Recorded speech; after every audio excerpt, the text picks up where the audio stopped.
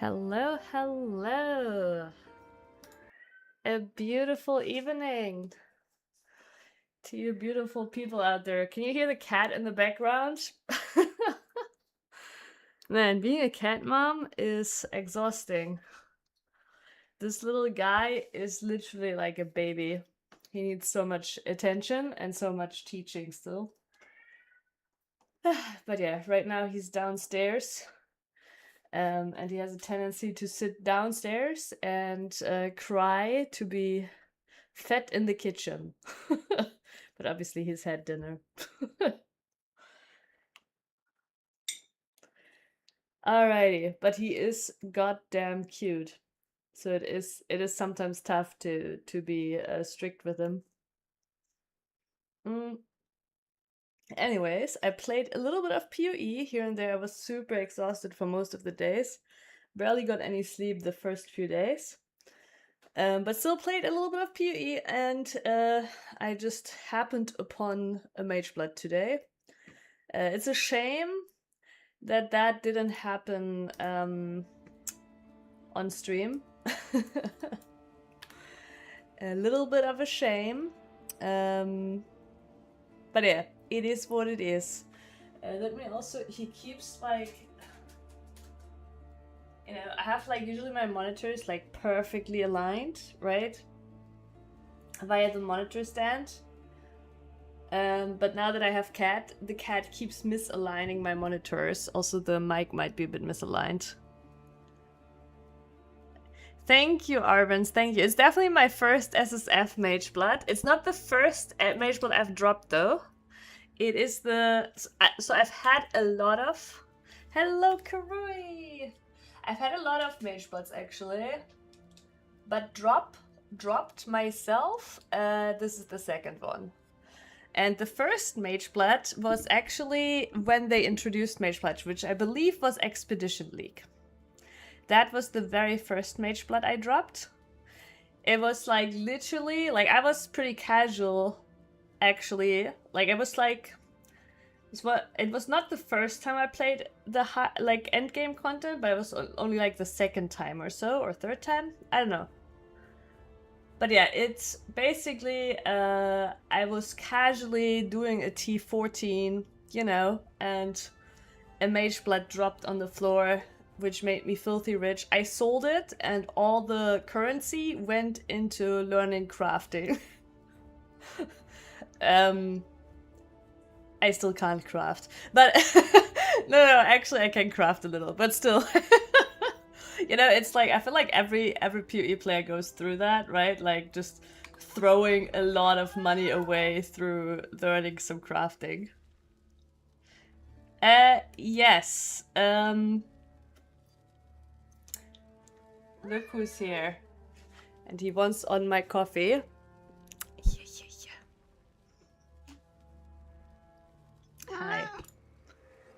No. No coffee for you. The thing is, right, coffee is really bad, obviously, for a cat. But also, I don't even think he would like if it was just black coffee. I drink it with oat milk, and I think his cat neurons are getting fooled by thinking the oat milk is actual milk, and that is what interests him in the coffee. And even milk would be super bad. It's funny because, like, I actually think oat milk is probably not as much of an issue if you drink some of it. Real milk would obviously be a problem. But yeah. The little guy here. Also, the funny thing is, you'll notice my cam like shaking from time to time, and that is because the cat train is passing by. Also, like the previous evenings, like his bed is over here. I can show it. That is where the cute pictures are coming from. The bed where he is right now. Hi. But sometimes he'll decide, oh, bed is like, I don't like bed right now anymore. And then he goes over to the other side to sleep here on the windowsill, like over there. So, like, he will pass through usually at least like 3 times, like swapping sides. And you'll just see like everything shake. But yeah, okay. For now, cat is happy in bed, so we can go. And yeah, here my speed problems are solved. There is a simple trick to solving all your speed problems. Equip a Mageblood. I'm obviously still using the Wine of the Prophet because it's fun.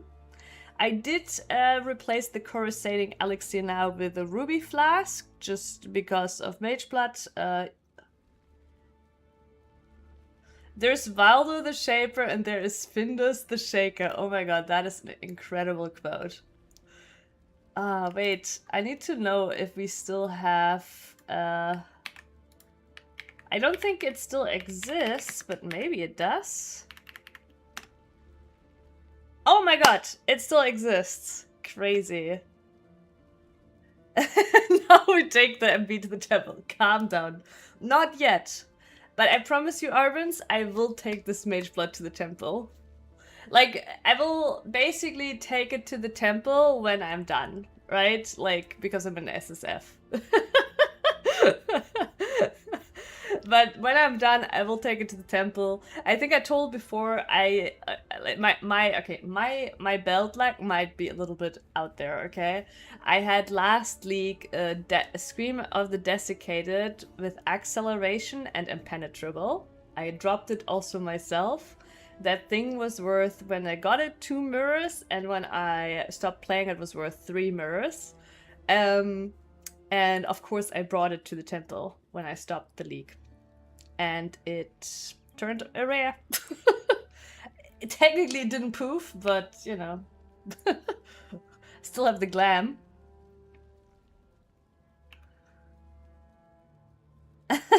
Thank you, Carrie. But yeah, and now I'm a little bit sad because I really thought we would keep Desiccated in the game. But now it's gone, and now I'm a little bit sad I brought it to the temple because it's, you know, it's no longer here. But yeah, but I guess the Mageblood is okay. I'm also Sherba back. It's such a cool belt. Yeah, it's such a cool belt. It needs to come back. And yeah, you can see the Mageblood we got is shiny because it was from a Reliquary key. And you might ask, Sammy, how many Reliquary key did you drop in your SSF run this league? 1. I dropped 1. Incredible, isn't it? If I was in trade, I knew that, like, basically after this 1 key, every single key I would sell, you know? But yeah. But yeah, so yeah, I just wanted to go really quickly through the flasks. Wait, I have a screenshot. I made a screenshot. Oh yeah, if you want to, no pressure, Karui, but there is a Discord you can join if you want to. It's the PoE channel is me monologuing about my gameplay when I'm not streaming. But yeah, here it is. Was something about shit, it's but I think it just says just here. It's cut off. I think it was just a belt, but maybe it can be useful. When I read the quote, I didn't think it was a Mageblood. I read the quote and I was like, yeah, this quote is 1000% a bait quote, right? That's what I thought. But it turned out to actually be the Mageblood. Oh, and yeah, me plugging the Discord, I should probably also post it in. Wait, I wanna test. I don't think it works on the YouTube side. No, it doesn't. Your first Mageblood also came from Reliquary Key. Yeah, I know a friend of mine also got it from Reliquary Key. But yeah, but my first one actually dropped on the floor. Yeah, I was actually telling that. I was still casual, you know. I did a T14. I definitely had zero investment in that map. It was literally doing a T14 for completion. Oh, that... Did you feel bad for your friend? Did your friend get a little bonus? But yeah. No, there was like zero investment. My atlas was just map sustain, like it was literally just a map for completion, zero fragments. Oh, you let him use it when you were done. Yeah, I mean, that works too. My Mageblood is your Mageblood. Unless you're a streamer, then... I know, like... Okay, I don't actually know in detail, but I know that apparently, like, when you stream, like, you're not allowed to take goodies from viewers because it's considered RMT, or I don't know. I guess it's because I might incentivize you to... Or is it I am not allowed to give you anything because then I incentivize you to give me money on Twitch? I don't know. But there is some restrictions around streamer trading. Wait, you're in Discord, but you can't see the channel. Okay, so, but, okay, I am not allowed to give you anything, but you're allowed to give me stuff? Oh, yeah, of course. No, I mean, streamer handouts are a thing. Okay, that does kind of make sense. Okay, so I'm allowed to take... I'm allowed to, like, be boosted. You're allowed to boost me, but I'm not allowed to give back. That sounds like perfectly normal streamer behavior. Okay, wait. You cannot see the channel. Oh, maybe I have to get rid of that stuff. So if you click into welcome, there you can click here for roles. This is like giga old. Okay, I've not reworked my Discord in forever. You can just click this here to get the everything role. Then you see all the channels. So yeah, there you go. You like if you click this here, you shouldn't need to click any of these. You will just see everything. I actually do not remember what the... I mean, I guess it's just chats is this, games is this. Oh, FF14 is outdated. My like FF14 FC / guild, like guilds are called FC there, used to also have its channels here, but that has now, like the FC now has its own Discord, so that's not here anymore, so this role is useless now. But yeah. Yeah, I'm sorry. I should probably remove this. Or make it more clear. I also know there's more modern ways of doing it. Like on other Discords, when you go today, like you're like basically guided there. You only see one thing, you know. I don't know. This is like, you know, this is like when Discord was in its infancy. Well, it's from 2019. Right, we can actually see it's from 2019. It's, oh my god, it's so long ago. 7 years ago. But yeah. Alrighty, cool. But yeah, it's a good reminder. I shall get rid of that. Or make it smoother. And that actually explains that I had completely forgotten this was the thing. I wonder how many people joined the Discord and just saw nothing and dipped. Well,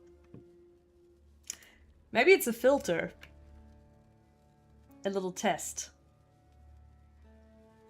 Yeah, true, Karoi, right? It's a filter.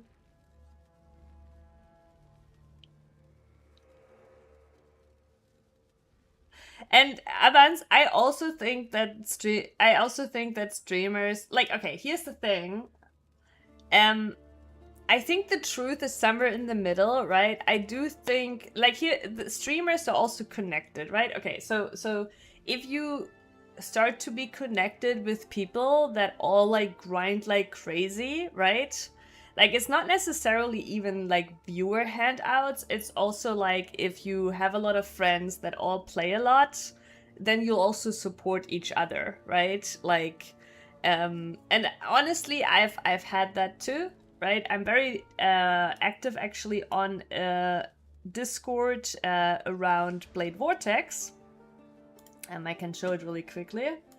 This year, Chronic Painless, he has a really good Blade Vortex guide if you ever wanna, you know, play Blade Vortex.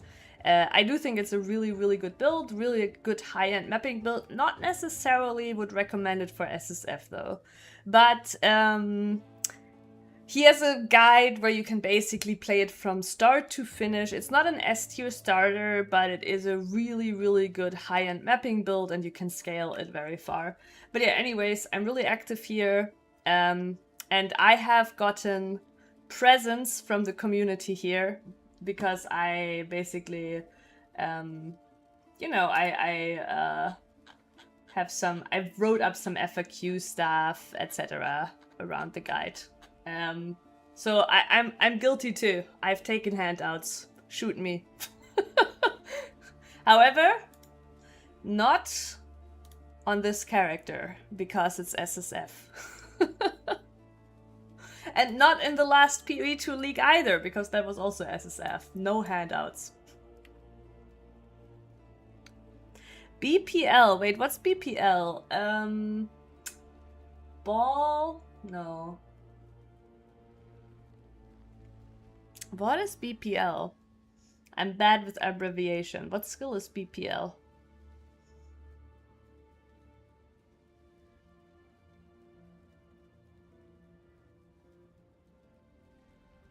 Yeah, no, I know what you mean, Abrams. I know what you mean. I find a lot of the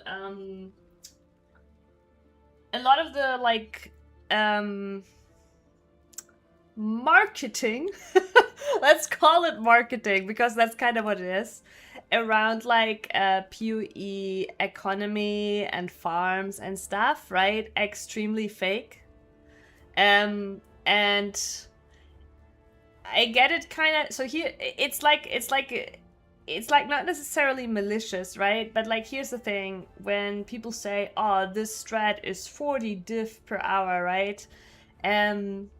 What does that actually mean? Like, how much time did you spend doing whatever it is you're doing, right? Like yeah, strat, right?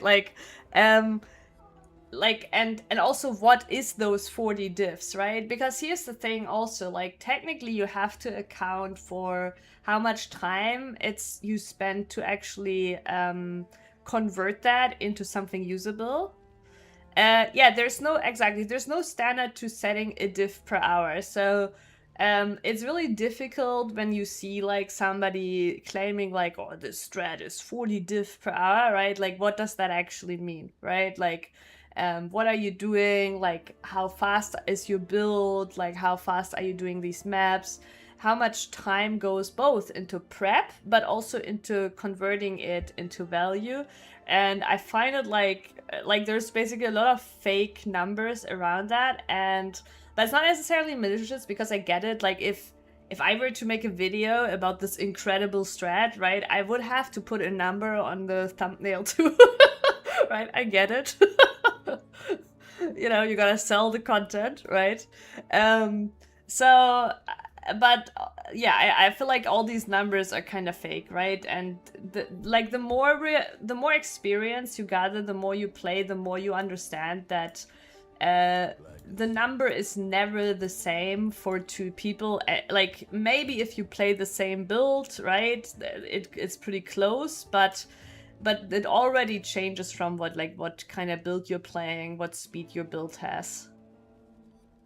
Yeah, exactly. You gotta have like the clickbait title, so I get it. But yeah, I find like, yeah, a lot around it is fake. And then also like just the fact, like, again, like I'm so sick and tired of people always being like, oh my god, what's the best strat, right? Like and I mean, you guys know that too, right? Like I have like when friends like start playing, or friends that are more casual, or like on the Discord or on the Blade Vortex, like you always have people ask me like, so what's the best strat to play, right? I'm sorry, I'm getting like already triggered when I read that question, right? Like, because I'm like, you know, it's best strat is to drop mage, but no, my philosophy is always like, even then in trade, the best strat is the strat that is fun, right? Like, because only if you're having fun, like look at me right now, I'm idling in my hideout, I'm running in a circle, I'm like this strat sucks ass. Like if I was doing a good strat, I would be like in a map, like go go go go. You know, you can tell my strat is terrible. But yeah, it's no, it's like primarily it's just like it needs to be fun. If I'm bored, I'm not gonna play. If it's like tedious, I'm not gonna be playing much, right? Like that's really like the gist of it. Keep running, you might encounter the shaker. Yeah, the shaker right now seems to actually take a nap in the bed. He's not even looking at me. He's become so independent now. At the first days, he was like literally always on my feet, like inseparable, right? Very cute. But now he's actually grown up a little, and he can exist in other rooms, or he can, you know, sleep while not looking at me. But when I get up, he will still get up. But yeah, anyways, speaking of strats, so I'm right now doing some Legion and Breach. Breach because I need some Foulborn. I want to drop some Foulborn Exalted Orbs. And Legion, I want to do some of that Shroud stuff, even though I haven't really figured out yet what Shroud to maybe chase. But, you know, I was just figuring it's a new thing, it looks cool, I should try it out, you know? And then on the side goal is still a better weapon, which is not gonna be this one anymore, probably. The goal now is just to recomp a new one. We blew all our divines. I'm back to 14. I actually was back to 18 divines. Last stream we were down to 2 divines. or 0 divines, I don't know, but we basically blew them all on accomplishing nothing. We got incredibly unlucky. There was 2 useless Redeemer mods, and we exactly got those 2 on the boat Redeemer orb. But yeah, so it's back to just a triple crafted mod. And I think actually I will just leave this weapon now as it is and go for a new one, because the prefix is not perfect anyways. Like the increased lightning damage is not bad, but it's not a perfect prefix. Like T1 spell damage is like, or just lightning damage are both 200%, so they are quite a bit better. But yeah, let's just do a map. We can just finish up this zone, this shaped region here. And yeah, we're running dunes, the good old Legion classic. You could, one might think I'm a Fabgun follower, but I actually did Legion on dunes before I ever heard the name. No, I don't know. Nothing against Fabgun, really. I think it's really funny. I feel like Fabgun is very polarizing.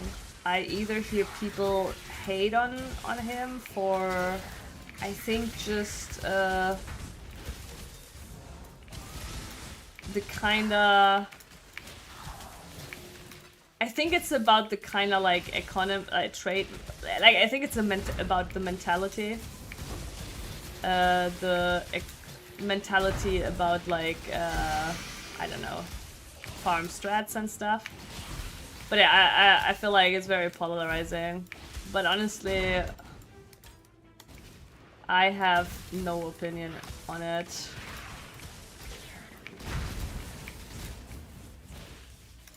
Like when I hear people like complain about a streamer making a certain strat too popular or whatever, I feel like that's kind of just silly. And that's kind of what I heard before. But all that being said, I know, like, how do you guys feel about this league? Like, I know a lot of people are unhappy with the current loot situation in PoE 1. And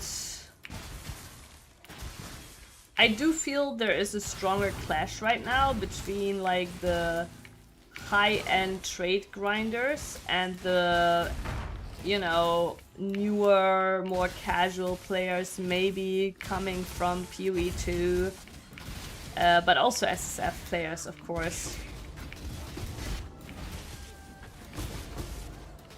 Yeah, exactly, and I feel the same, Arbans. Like, I feel like in SSF, it feels that is a scary soul eater. Oh my god. But actually my HP isn't moving.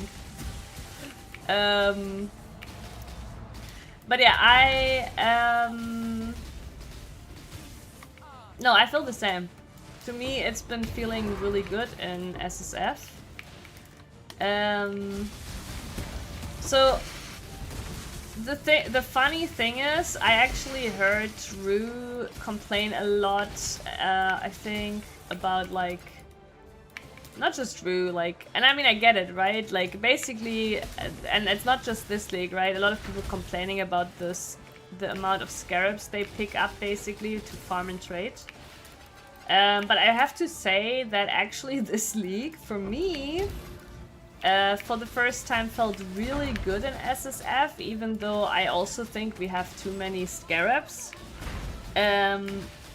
To where like the league mechanic is shitting out so many scarabs that I can like play like a lot of cool strats in SSF without like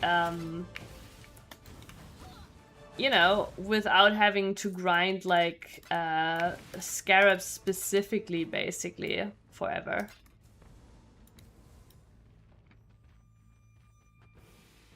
Yeah, for sure, Karui, for sure. Like, that is what I was kind of like hinting towards earlier when I said I always get tired when people ask like, oh my god, so what's the best strat?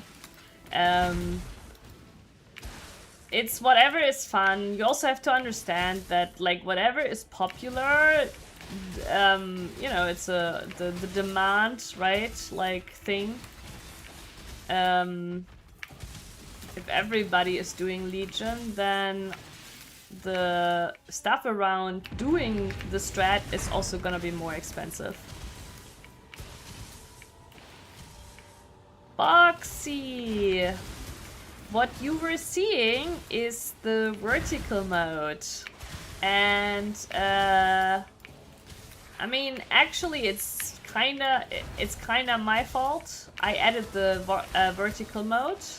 And if you're on the phone, then that's what you're seeing by default. But you shouldn't see it by default on desktop. Did you see it on desktop or are you on phone?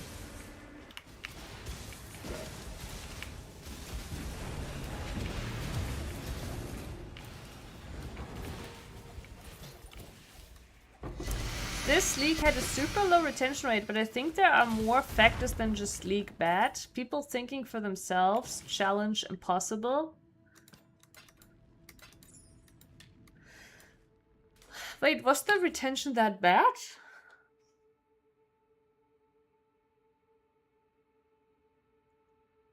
Maybe it's also PoE 2, I'm wondering, because This PoE2 league actually was really fucking good. Like, I could have still continued playing PoE2, honestly. I wasn't quite done yet with my SSF there either. But I'm happy to play PoE1 now. Like, right now, I wouldn't want to play PoE2. Right now, I'm rather want to play PoE1.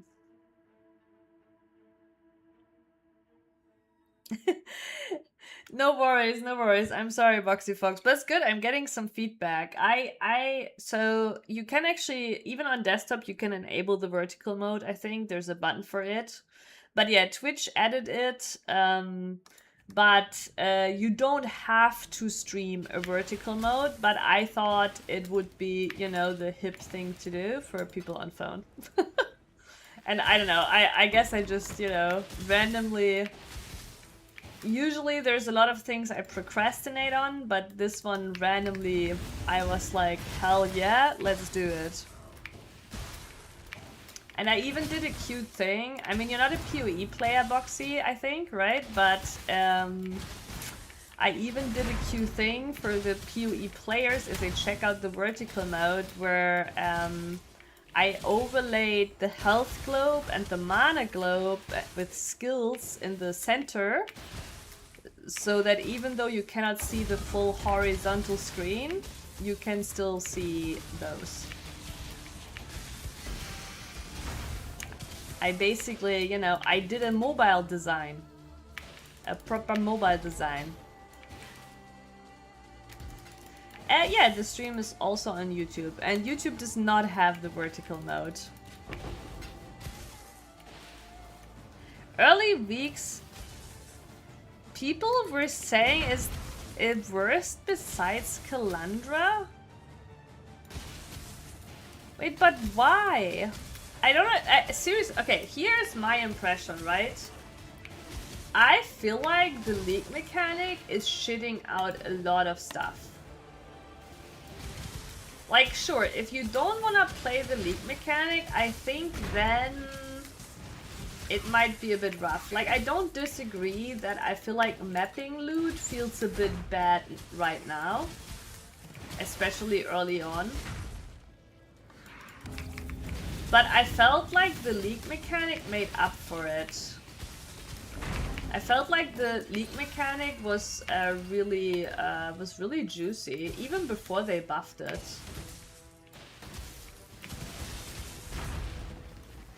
Yeah, that is a factor too. That is true. I think PoE2 actually had the same issue in trade, where like people like PoE2 doesn't have uber bosses, right? And people were like in trade completing the bosses like incredibly quick.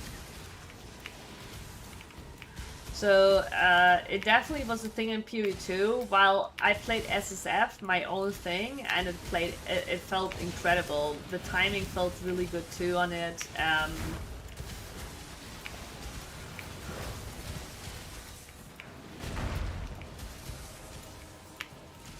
Yeah, I guess it's funny, right? Because before we complained about T17 forcing us all to play like giga strong builds that can do T17, right? Because otherwise your build is basically not viable.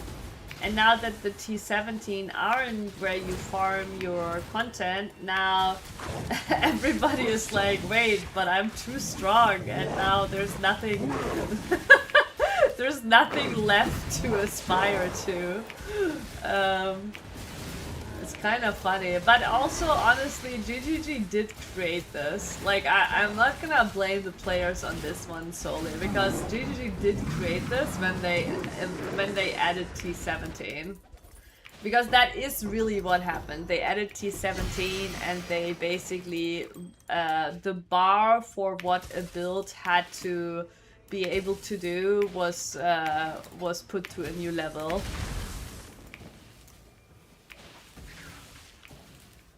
Kaburi, the only problem I right now have is that my 4 quad tops are full with items and I don't know how to deal with them. Looking for the best strat to manage the stash. Do you have a guide?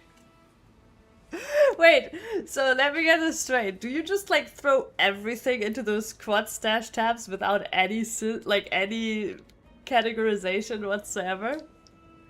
I mean, I get that that is like, feels nice until the tab is full. But yeah, once we... Where's the boss? Did I kill the boss? I wasn't even looking at the screen. Well, I guess I killed the boss. But yeah, the...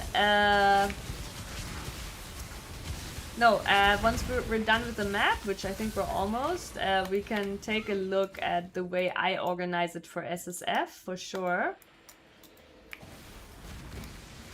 Yeah, I will show you what I got, but warning, I use a lot of stash tabs. My guide is pay to win.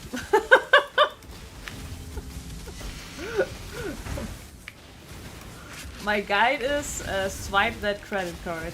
Actually, it's a perfect time for you to ask too, because we're having a stash tab sale right now as we speak. Oh yeah, and Arbens, this was my smoothest, fastest league of getting my 4 since I'm not really a racer. Honestly, same for me. I thought it's because Lightning Tendrils is so OP, but maybe it's not. No, I still feel like it was pretty OP. Like, the only thing that's a bit rough this league is the mana, managing mana cost, honestly. But I mean, I also consider like Reliquarian I didn't get any damage from Reliquarian for the longest time. So if you were to do this on like Elementalist, the damage would be insane.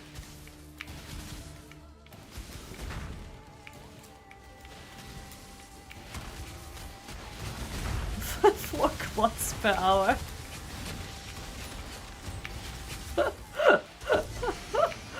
4 quads per hour, I love that. This is like Karui's posting strats in quad taps per hour. Oh my god, we need to like normalize that. That is like an incredible way to measure the output of strats. My strats is 4 quads per hour. My strat is 5 quads per hour.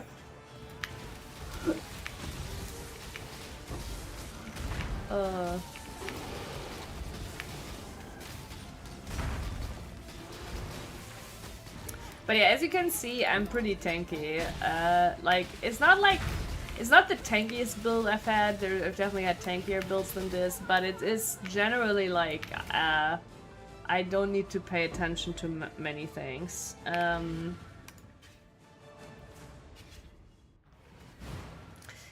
But yeah, I just need to remember now that I haven't picked up all the loot, even though the map is done. God, I have all these sanctums here. I don't know if I'll even do sanctum. Oh my god. The cat is giga asleep. Greetings. His ears are twitching. I think he's dreaming. Alright.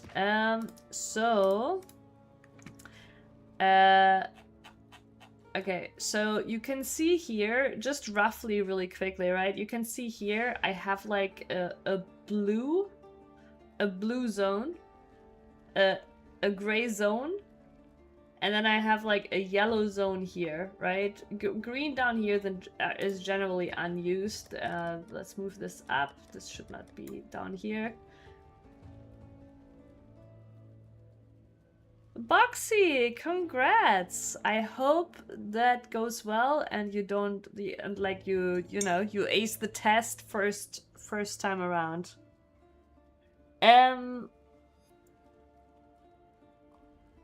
But yeah, basically, yellow is items that are not specifically for the build I'm playing right now.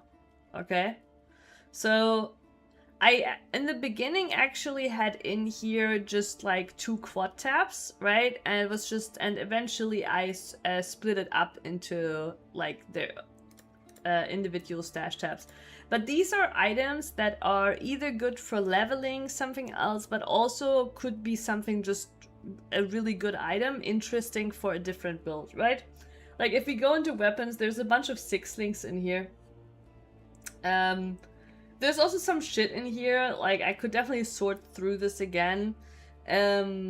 Because some stuff is like from early maps that wouldn't be relevant now anymore, right? Like, but is relevant if I decide to roll into a new build sooner, basically. But yeah, yellow is stuff for other builds. Like if we look into jewels also, then we see here some clusters that aren't interesting for my current build. This one though actually is not completely out of the question, but it has six passives. I sure should actually throw this away. I guess I kept it because it does have 2 nodes already. But yeah, basically here's some jewels, you know, and then, okay, and then we go up, right? Gray is just bases. And this is for my current build bases. And blue is stuff that has already some potential. So if we were to compare, for example, here boots, right? This is just like bases with nothing promising going on. And then if you look here, usually these already have something. For example, this one does have 30% movement speed. This one has good suffixes. This one can be unveiled. Like, basically, these are already, like, a little bit... And, like, so the idea here is, if I want to do something from scratch, then, you know, I might grab some stuff from here. If I look for something that has already some potential, you know, it's here. But I do also have a hype folder where, like, in hype, there is things that I pick up and I'm like, okay, this might be like, you know, like I should look at this, basically. I should look at this repeatedly and figure out if I want to use it, right? For example, there's a reckless defense in here that I might utilize to be able to drop some block nodes. Like, I'm not doing that currently, but now with the Mageblood, actually, even I'm happy it's still here because I'm like, I haven't looked at this today, and now that I have a Mageblood, I'm like, yeah, actually, this might be even more so now an option, right? To be able to block, because I do pick up a lot of block nodes here on the tree, like this here, right? Like, you know. But yeah, and yeah, this one's also kind of interesting, Nature's Patience, because since I'm channeling my skill, I'm actually stationary quite a bit. And the chance to deal double damage is pretty good for our build too. So, you know, but yeah, basically there's cool, interesting things in here. Mostly uniques, but also sometimes, you know, like here's another 6-link if I wanna try my hand on crafting something better, though it does, I think it does not have better base stats. It does not, which is why I haven't really done anything with this one right now, because I would preferably have like an even better base than this. But yeah, that's you know. And then Tendrils here is items that I've already used. Like here's my old staff, some helmets, some, you know, some items to swap through, some skill gems I've used, right? That's pretty normal stuff. All the other stuff here, I know it's probably wild for you to look at, because I usually often don't bother renaming them. So I just recognize it by color, actually. But yeah, this is just the map stash, and then this one is this one is like maps that I deemed dangerous at the time. This one, I mean, this one I probably can do now, but it's still a rough one, right? Actually, I could also just throw this over to the K maps. This is for King's March mappers, which I think actually they are out of maps right now. And good that we are checking, because there's some stuff actually in temp. And,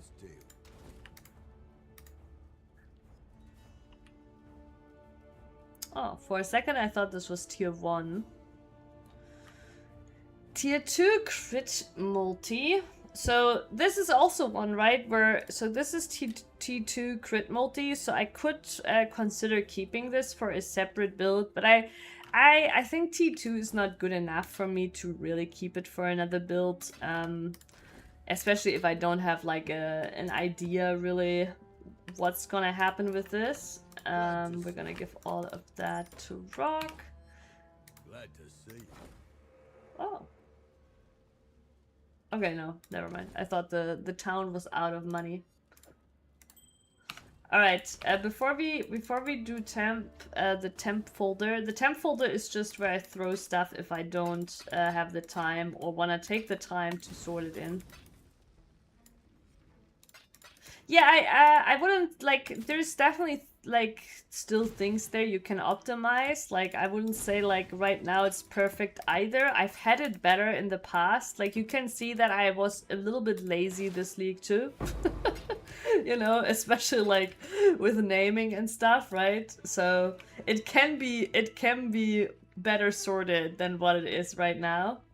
But yeah, I do like to kind of like also have like the whole like for other builds stuff you can technically obviously skip because you can be like I'm not gonna play another build, right? Fuck that. Okay, sorry now Arbans. Back to BPL. It's a 3-day private league that you hunt uniques and certain challenges. 3 teams of a few hundred people. Wait, I feel like I've heard of that. You're welcome, Karui. You're welcome. By the way, Karui, if you ever play trade, my trade system is actually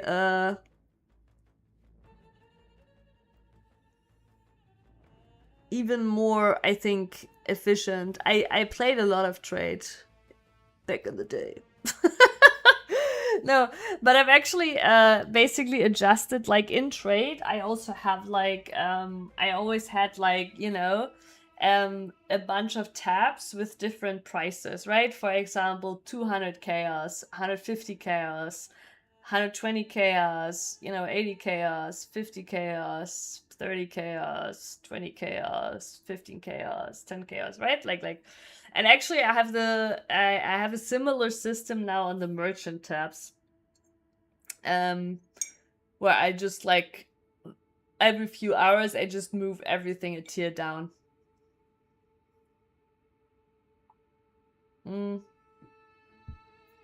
But on the merchant tabs I have it a bit more mixed now because I've also noticed obviously like the merchant tabs, it makes sense to have some stuff thematically together. So I have for like mixed items, I have this like I have a few like priced tabs that go down down down, and then for I was in Mirage, I was farming actually maps, Mirage maps and stuff, and selling those, and those I would group together basically for convenience for people to grab.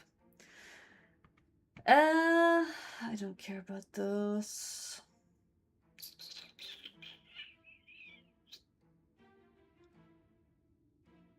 Is there like I haven't seen a single good omen.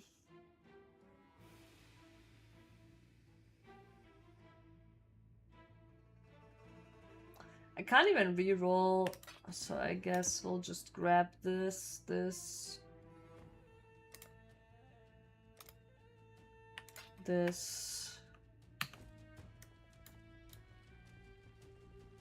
And Boxy, you found you're good at driving the truck, which is really funny to me because I'm the furthest from a truck person. I think that's not so uncommon because basically being further up gives more feel of a safety and also less fear of like, you know, scratching against the board Wait, what is it actually called? In German we say Bordstein. It's like, you know, the edges of the passenger walk. Alright, Greetings. Hail. so let me actually think what, like right now there's quite a few things. We could do another another round of rolling some staffs. Try to get another recomp. The weapon is definitely the potential biggest upgrade.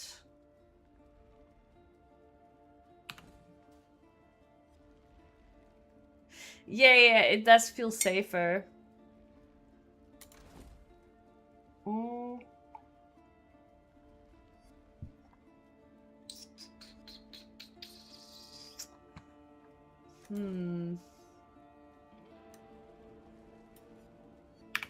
I also realized, so I made my stone golem a little bit tankier by giving him a full 4 link with meat shield, elemental army, and minion life. And he's been honestly doing pretty well. Like, sure, he still dies sometimes, but I have enough mana to recast him. And like, just now he survived the whole map, right? And honestly, he dies rather in maps than on bosses. And I actually was thinking I could even technically consider, because I haven't dropped an Enlighten, right? So it's not like I'm gonna be able to make an Aura 6 link or whatever. I could actually make a 6 link for the golem. And you might be like, well, if you're gonna have a stone golem, why not an animate guardian or whatever, right? Because I'm lazy, okay? Because I'm lazy. No, also, honestly, the golem is not so bad for us, because it gives us 20% increased defenses. And the life regen, I finally got my life leech, is being converted into ES regen. So yeah, it's honestly not too bad. Yeah, SSF needs a lot of tabs. Like, I have all these tabs, and I actually was still considering today to buy even more, right? Because you can see I have like one more quad tab. I have actually a second currency tab, which I don't really need anymore ever since they added the currency exchange. But the second currency tab was from before they added the currency exchange. I was using it to put in here currency that I was selling. This was like basically my sell currency tab. But yeah,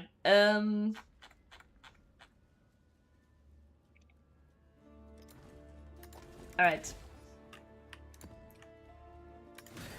I also have some eaters, or actually I think one eater and some exarchs to slay. And actually I haven't done a pinnacle in a while, and certainly not with the Mageblood yet, so we could take a peek at what the damage looks like on that. Like in mapping, I'm carried a lot by the explosions from the barracks.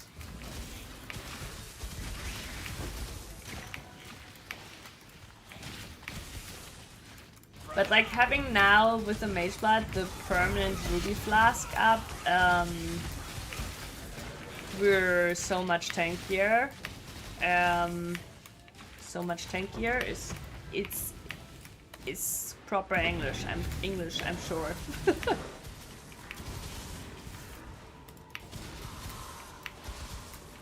But also I haven't dropped a single Foulborn Exalted. And I'm a little bit in disbelief over that. I farmed a lot of Breach in the beginning. That bear is growing to a scary size.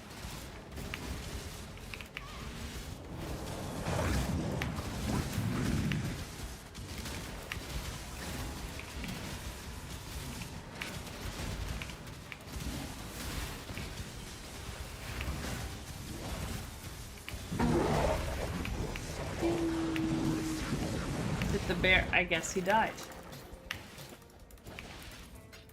And yeah, early in the early league, I was farming breach hives, like fortresses.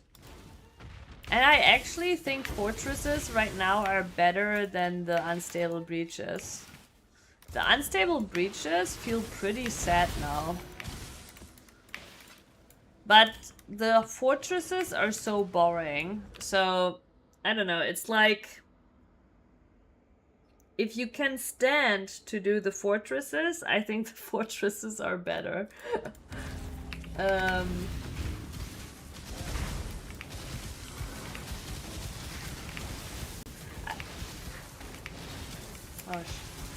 Ouch.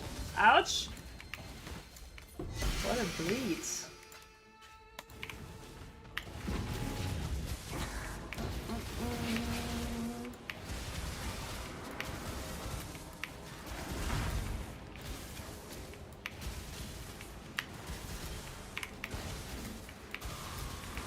But I have corrupted blood immunity, but I do not have bleeding immunity, and usually that's fine, but sometimes you get like a really juicy bleed on you. That feels almost as bad as corrupted blood. And then you just gotta stand in the shit and hope you don't die.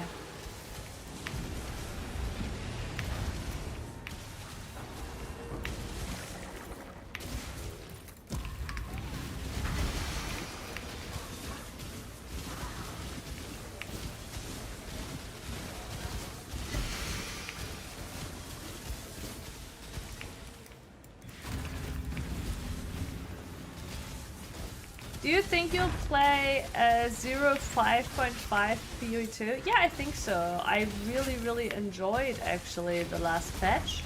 And I only played one build because I didn't want to play the campaign another time. I think I talked about this before. I love the patch, but for me, like, replaying the campaign is a pain in the ass at this point.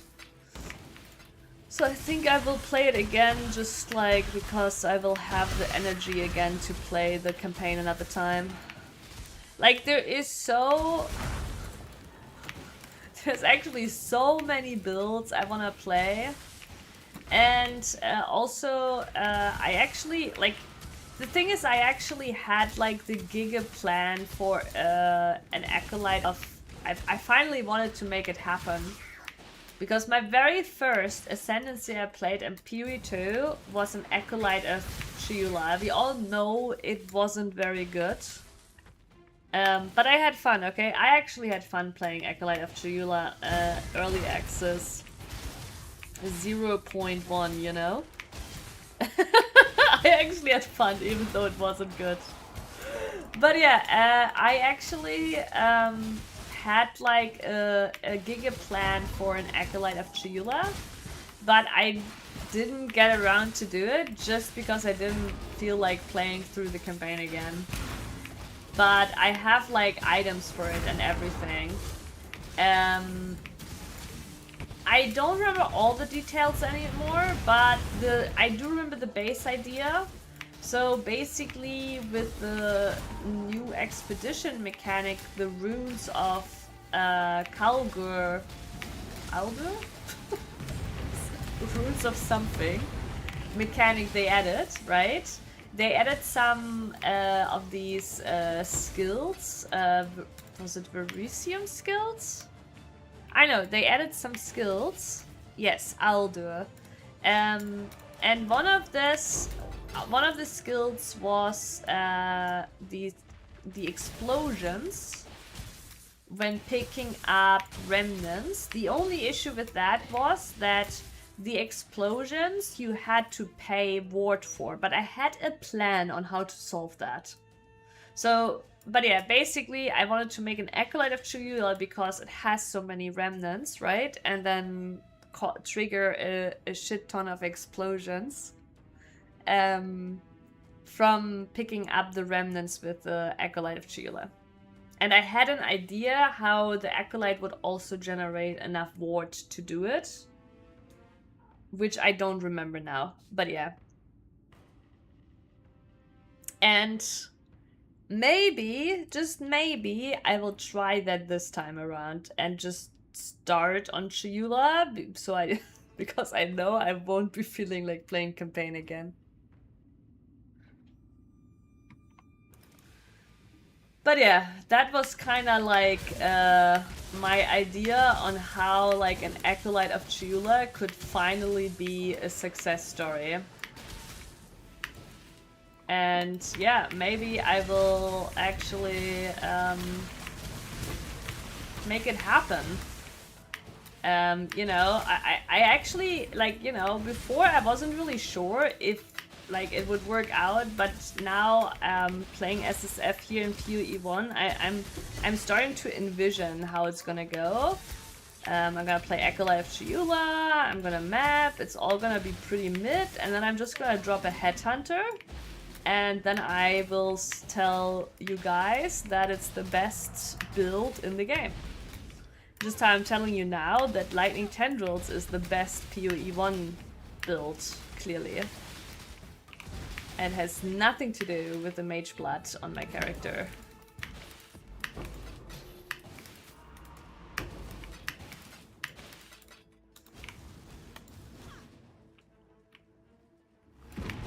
But no, I know Chalupa isn't very good, but for some reason I have a soft spot for it. Can anybody here relate to that? Am I just weird?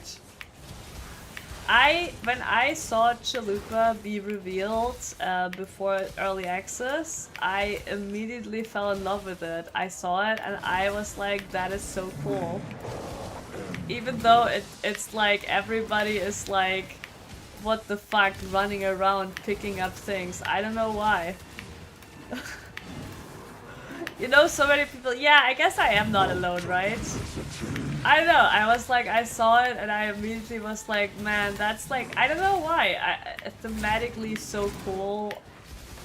Like, I don't think it's actually the picking up remnants. It's more like thematically it's so cool that you have like this alternate, and I feel like they could do more with that, like having this alternate realm you look into, and you know, I feel like they could do more interesting things with that than just like spawning some remnants you pick up. Treehugger! I was so sleepy, I'm sorry. Because I've become a cat mom and I was very sleep deprived this whole week. So yeah, last stream I just like after 2 hours, not even 2 hours, I think 1.5 hours, I was just ready to pass out. Yeah, I'm sorry.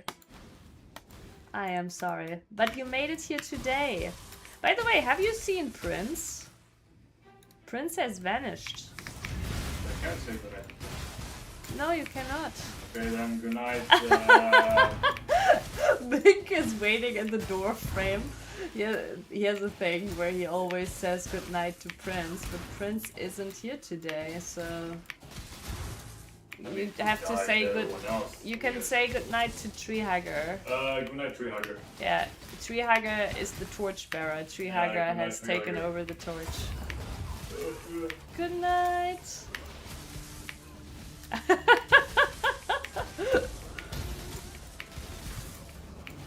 But yeah, Prince has vanished.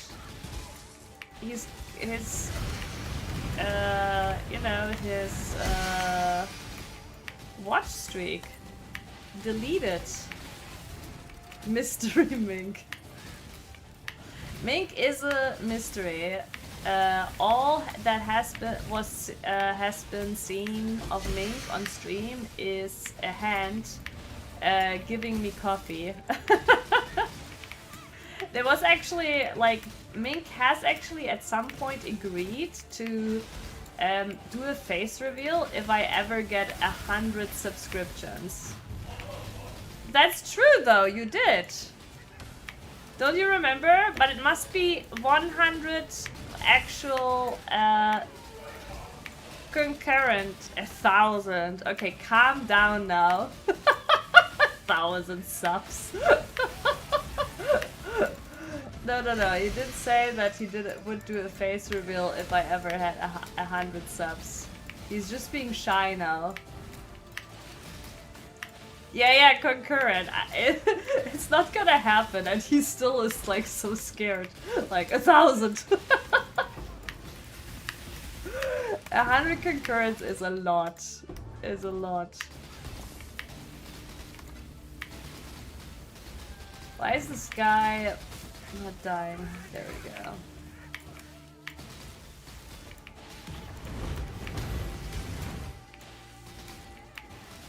I shall place his name and Discord picture on the milk cartons. I thought it looked sick, but I back out during Q in 0.1. Wow. During Q in 0.1. But it's a classic actually. Like I have so often changed like my build last second on league start. I did not back out, Arbenz. And actually, do you want to take a guess what I played on my Triula to make it work in 0.1? Maybe you can guess what I did.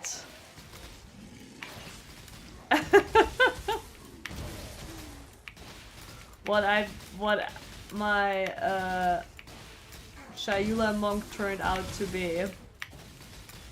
Or maybe not. I don't know actually how common that was as a solution.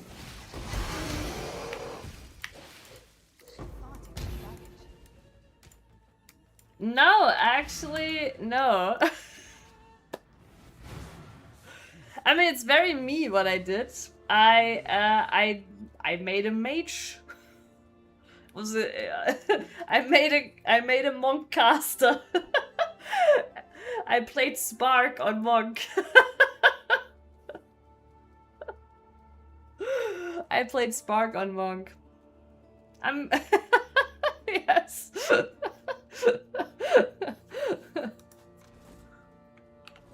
Glad to. Hello. Glad to see you.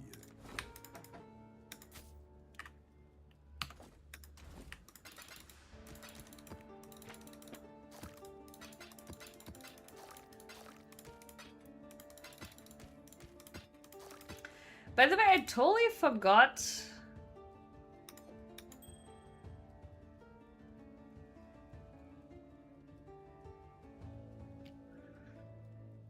I mean, I guess you just use these now to do the boss fights, eh?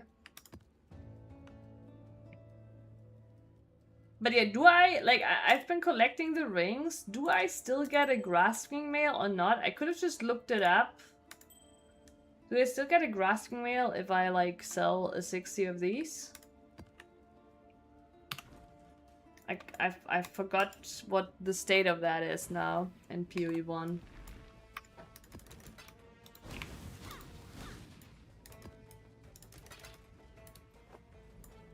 And see, my my loot filter is still obsessed with Warlock gloves, even though it's set to armor and energy shield basis. So where did Cat go? Probably followed Mink. Whenever somebody might walk towards kitchen, that is where Cat goes.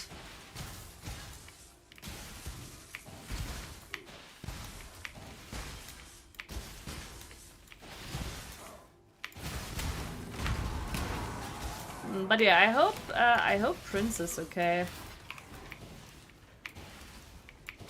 Prince had an incredible watch streak of like 35 streams or something.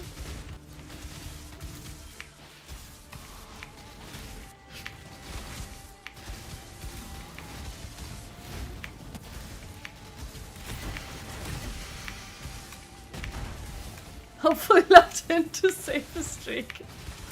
No, I actually think that streak is gone. I mean, that's fine. I'm just more worried. But it was an impressive watch streak for sure. And we know the only person who could do it is Prince.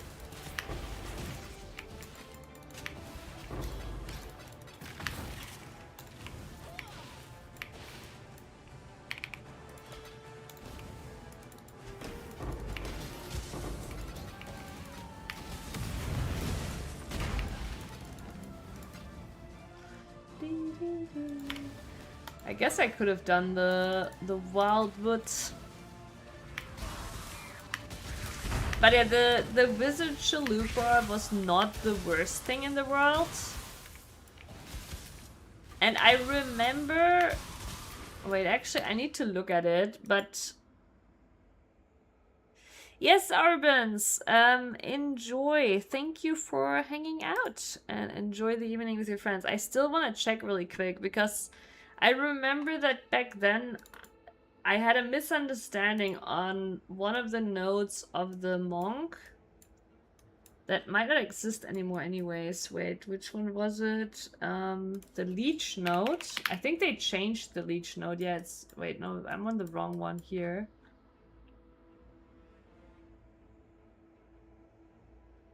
Yeah, okay, it's gone.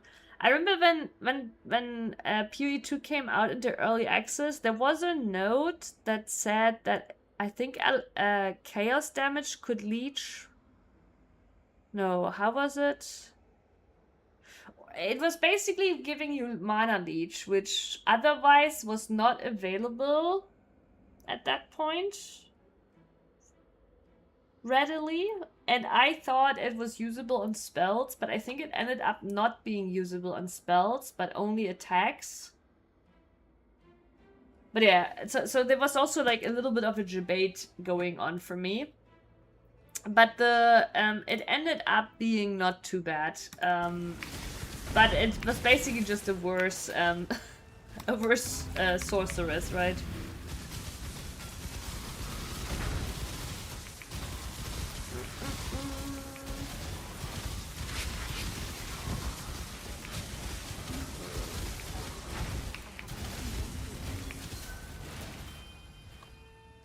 And yeah, I'm actually out of 16.5 maps, so we're just like, you know, we're just like destroying the noobs in tier 16.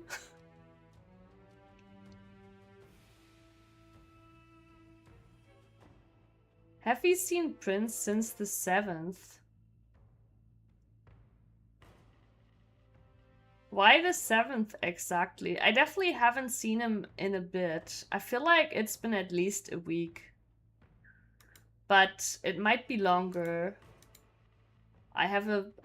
No, it's longer than, it's definitely longer. Like my time feeling right now is really off because of the cat and stuff.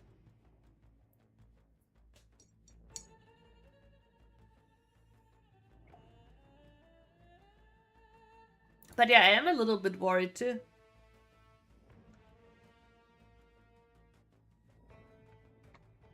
Oh, right. I do remember that. Oh my god. Like, yeah, hopefully he's alright.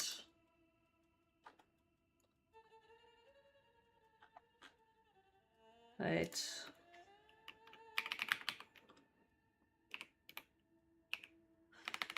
I did DM him too earlier. Just like being like, yo. I mean, you never know, of course. Was it in general?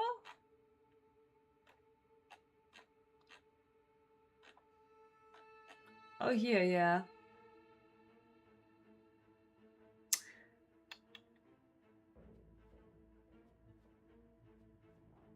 Oh yeah, he did right. Might be something going on. Yeah, it's really shitty. I hope he's okay. But yeah, he I know he's in a situation where unfortunately they don't go to doctors or to the hospital or anything because they don't have any money. America. Imagine that. it's so crazy to me. Like, legit in America, like it's when it comes to that, it's like the Wild West. Like, it's so sad and so crazy. Like, when it comes to like your like healthcare, it's worse than in like some development countries over here.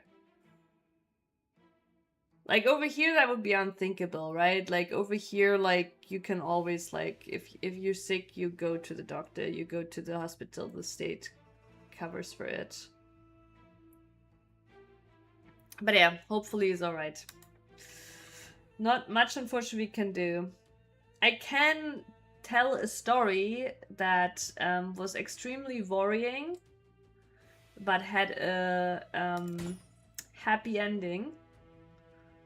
I remember another viewer I had a long time ago when I was playing Ys, Oath and Felghana, on Nightmare difficulty, which is like a pretty difficult game with some really difficult boss fights and stuff. And man, there's nothing of interest here, eh? But yeah, basically, a viewer then also kind of vanished, and the last message we saw was quite worrying too. But he actually ended up, like, I also, like, I back then streamed very sporadically here and there, right? But yeah, he ended up showing up on stream again when I hadn't streamed in a long time too. I think it was like 2 years later. And he was like, hey, just wanted to say I'm okay. I just, you know, basically he just left the internet for a good while, went out, touched grass. That was really nice. Hello. But yeah, at the end of the day, we always only see like a small side of people's lives.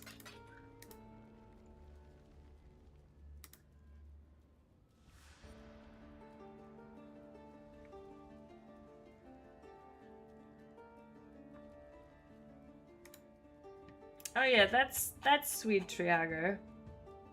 This is why I have grass in a jar. So you can touch grass all the time. I really like, I'll be right back. I'm really like only very shortly gone. I need to, I just want to check really quick because the cat isn't here. He's gotten more and more courageous. I just want to make sure that the window is, oh wait, that door is closed anyways, I think. Okay, good. I just wanted to make sure, okay, wait, that the cat,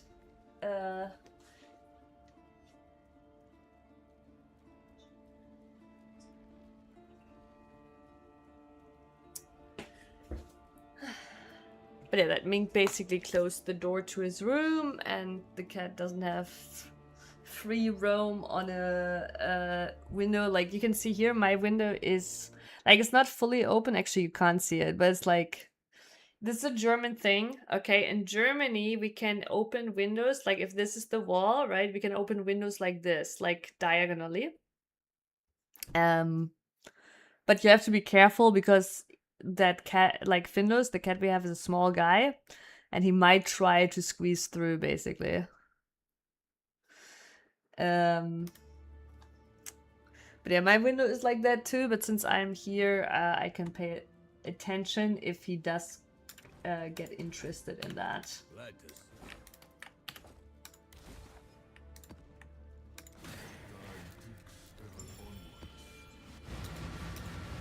Shifting, morphing, expanding. So, Trihaga, is it sand you collected? Oh yeah, Trihaga, did you see my message about Art of Sarah? Or did you maybe already watch Art of Sarah? I finished it and I thought it was very good. Honestly, there isn't many complaints about that one to have.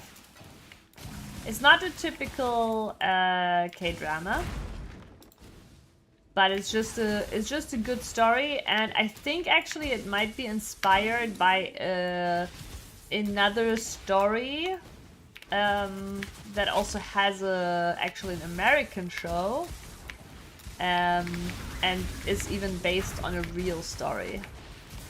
You have not seen it yet. I can highly recommend. It's very good. I will not say much then. I don't want to spoil you, but Art of Sarah can highly recommend. Should I start that before? Oh, you're gonna watch Castaway. I actually watched Castaway. I would say that depends on your mood. They are very different both. I did like Castaway. I would say Castaway has a really cool setup. And is overall entertaining and keeps you hooked. But I would say it is just more lighthearted, you know, more lighthearted. And then Out of Sarah is a cool thriller story.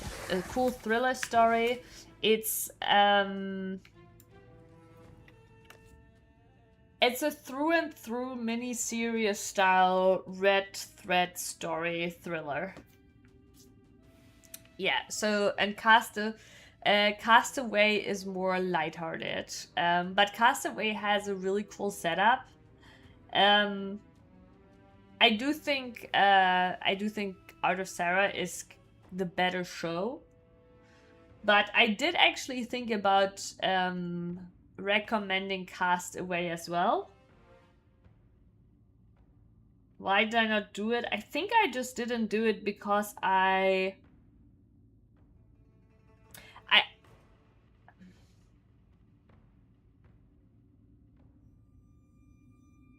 like, I personally, but I don't want to spoil it, right? But I personally, like, I felt like the premise and everything was so good, but I was a little bit...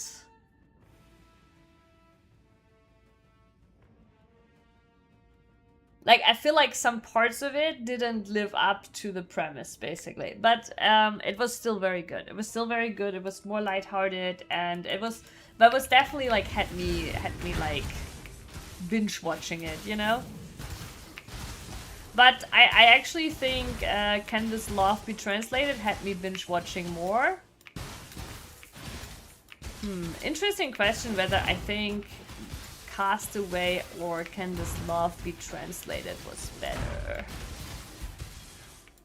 It's very difficult. Oh no. I did not mean to start the breach.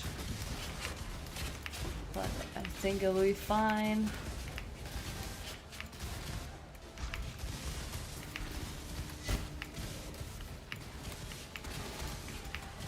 Where are all the breach monsters?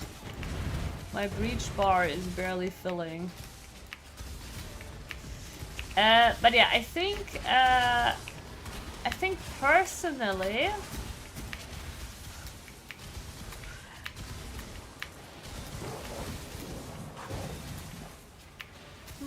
interesting. Now I can't really compare the two. They're very different. I think the plot of Castaway is actually cooler, but like if you just look at it objectively, the setup and everything is cooler and funnier. But Can This Love Be Translated is actually pretty unique too. I mean, you know it, you watched it, right? I thought I liked the show for its unique plot twists, kinda. Even though I think the end might have been a little bit underwhelming on that one.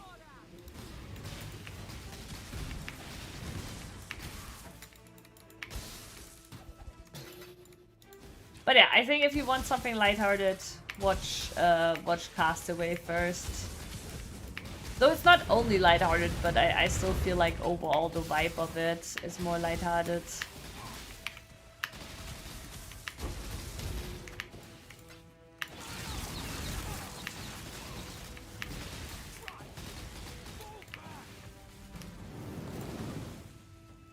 Oh yeah, I realized these fire waves this guy here is doing are the same waves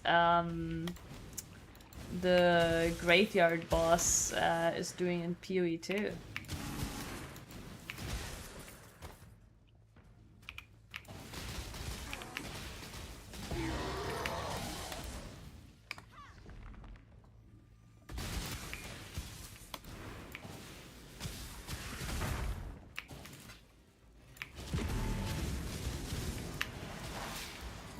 Zelmy, hello! Long time no see. How you doing?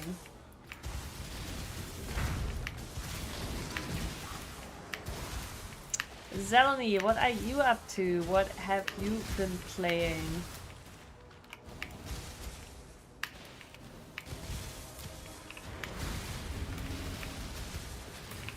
Mana Siphoner is cheating.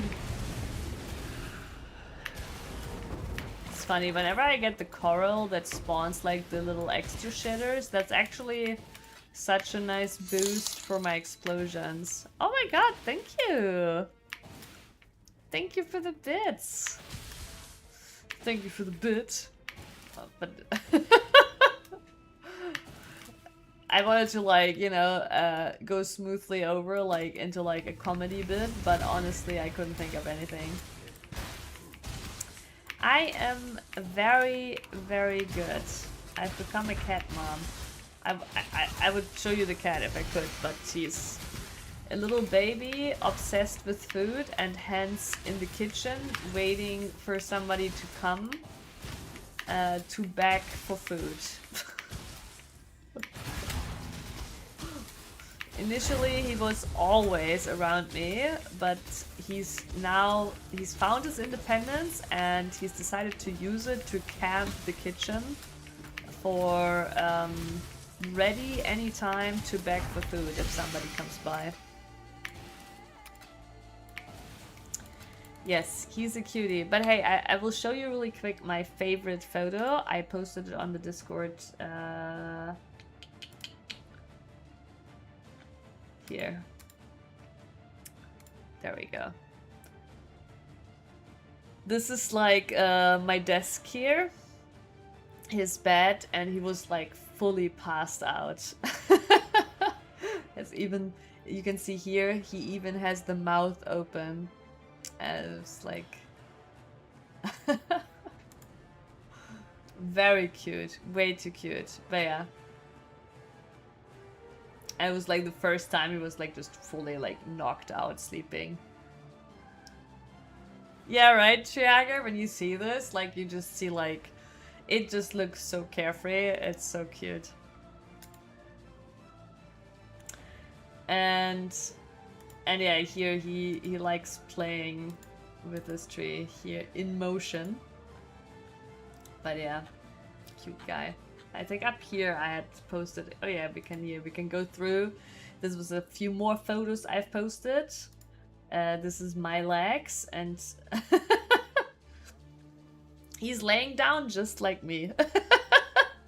He even assumed the same posture. And this is him on the windowsill behind. This is actually right here during daytime.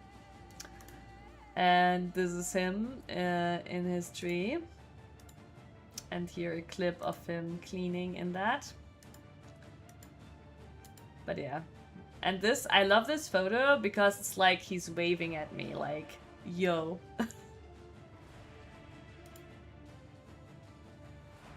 Yeah, I'm actually surprised he hasn't done that yet. And yeah, here he was on the desk, of course, before the bed was installed. The bed has helped with that a lot. And here's him playing. But yeah, that's the cute guy. His name is Findus. Findus is from Findus and Patterson, which is, it's like children's books. I think Americans might not know it. I do think it's originally Scandinavian.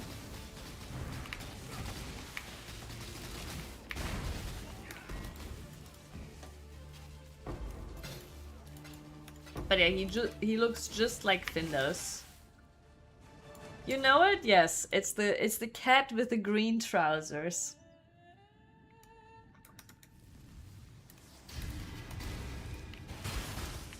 And yeah, besides that, you know, playing Path of Exile. Just like always. We're basically at this point just waiting for Path of Exile 3 so that we can play Path of Exile without break. Then we truly don't need any other games anymore.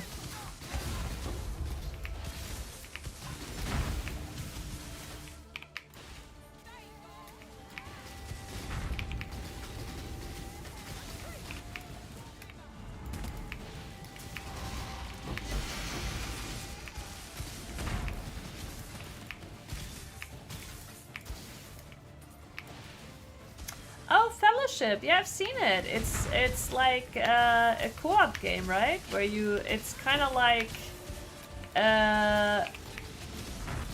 multiplayer. You do dungeons like in MMOs and stuff together. It's basically MMO dungeons without the MMO, like without the open world.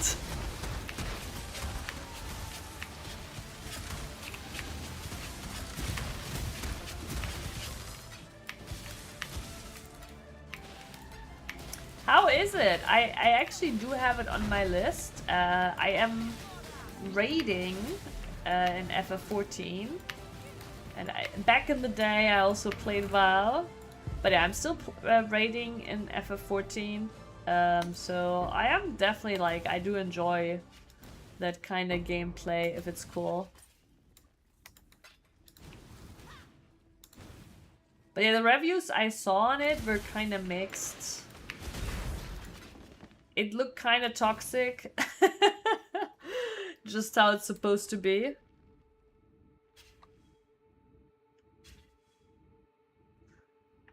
Some say it's Temu WoW. Like, I think it can be really cool if the dungeons are well designed.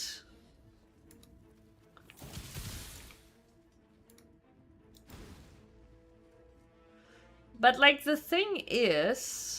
Right, I think dungeons, like if it's dungeons like in WoW or FF14, I don't actually think I would enjoy it that much because I feel like dungeons in both games are pretty poorly designed. If it's like raids in FF14, then I would be interested because raids in FF14 are very cool. Raids in WoW are very mixed. So, yeah, that's kind of like, you know, it says more than 50 monsters, which makes me think I forgot something, but it looks pretty, it looks cleared enough.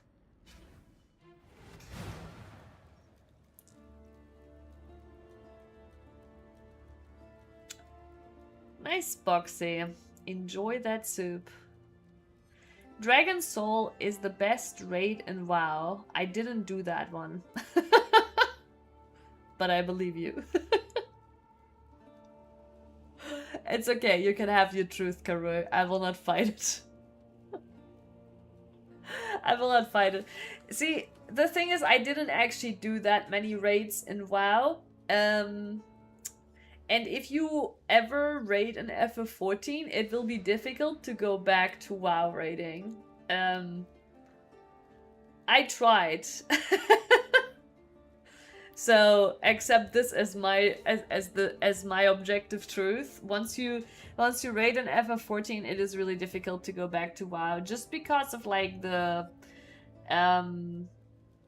time, like it really feels like once you've done it in FF14, the stuff you have to do in WoW does feel like a time waste.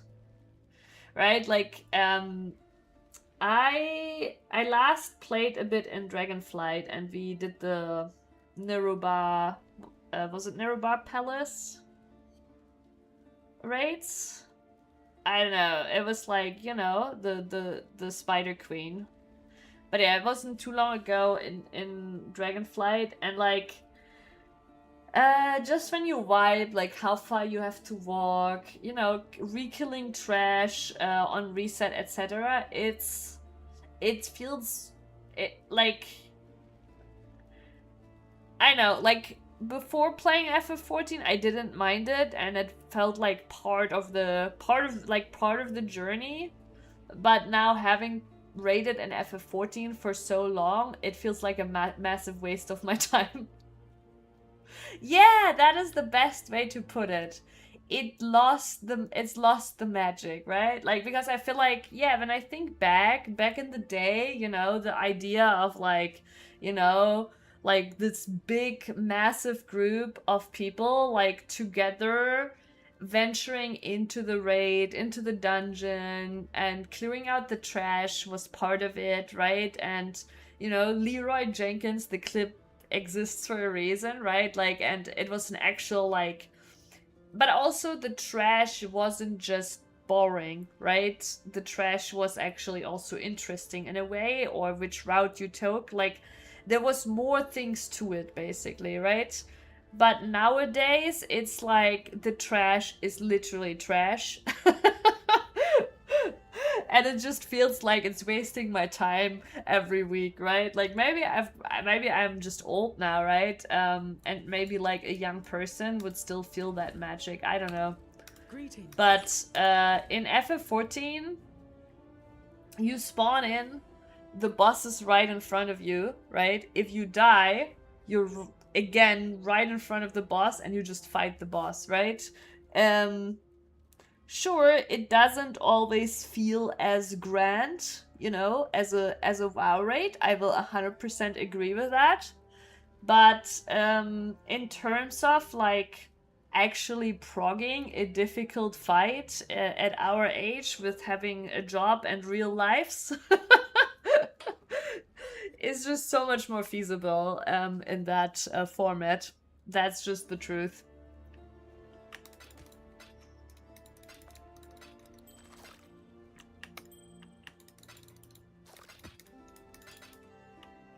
You quit in Shadowlands. I quit in Warlords of Draenor. I started playing in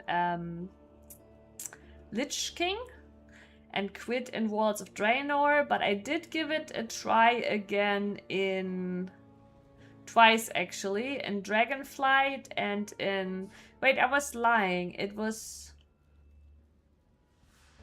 Dragonflight. That was not the name. That's what we got, but that was not the name. What was the dragon expansion called? Or was it called Dragonflight?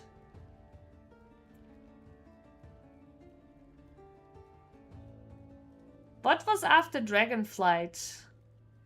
I played the expansion after Dragonflight. That's actually where I raided Nerubar Palace. Now that I remember. War Within! Right. That is where I raided Nerubar Palace. I did try Dragonflight too. I played during Dragonflight for like 2 to 3 weeks. I enjoyed my time. I did not raid.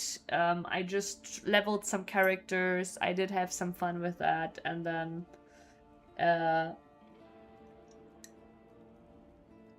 And I think that's like still always like, now I could play WoW now again. I would enjoy it a lot for like 2 to 3 weeks, and then I would be done again. It still has charm and nostalgia. But it doesn't like keep me long term anymore.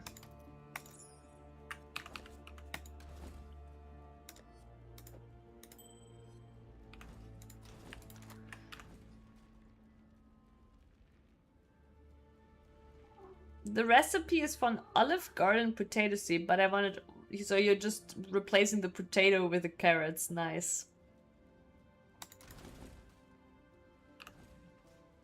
Yeah, like, there's still, like... there is still... A little bit of that magic is still there, right? Like, when you haven't played WoW for a long time. And I know, like, everybody now watching and that's, like, used to be a WoW addict hates me, like, for even narrating this, right? But, like... There is like still this magic in all of us, like when like we haven't played WoW for a long time and we're like for the first time on a griffin or whatever, right? Like flying over Azeroth, like there is still a magic there. A nostalgic magic that will captivate you for a bit. You cannot escape it. Also, oh, okay. I just wanted to show you. Yeah, hi. You're probably hearing him. He's very talkative. Where are you going? Yeah. I wanted to show you. What do you want to lay down there? Okay.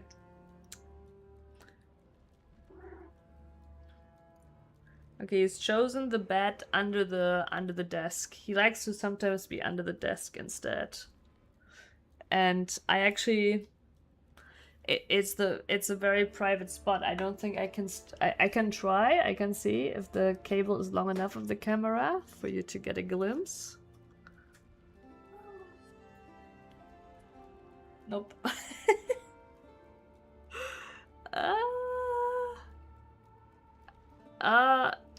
Oh my god, you can just barely see the, wait. You can see his paws. My god, I'm also extremely terrible at, like, navigating this.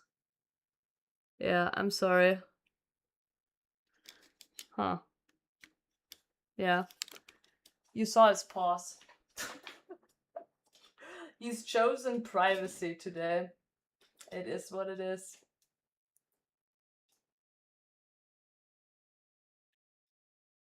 I remember buying my first mount in Silverman, level 20, as Blood Elf.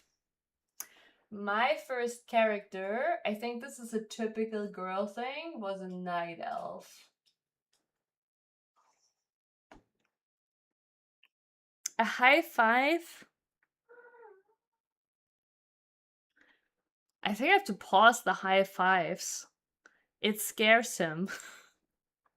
I did it last stream. I'm sorry, Treehugger. I will have to redeem it for you. I cannot do a high fives currently when he, like, I did that actually last stream. It scares the shit out of him. So we're on pause for the high fives. Oh yeah, but we can do the hack. We can do the hack for sure. However, it is gonna be a sitting hack too, because again, this little, my god, is this what maternal instincts are? But yeah, whenever I get up, he gets up, so I do not want to get up. So we're gonna do the, like, you know, instead of me coming to chat is coming to me. Here we go. Hack, sniff the hair. Wait, there. Man, I'm really bad at this. There, take the hair hack. Oi, chat. Oi, oi, oi, oi, oi, oi, oi. There you go.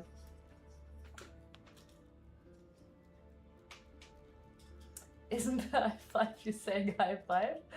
No, it's not. It is actually me doing a high five with chat, and it slaps hard. It does. I know you might be in disbelief right now, but it does actually slap hard. Slapping camera? No, I high five myself. Because obviously, as the streamer, all the glory goes to me.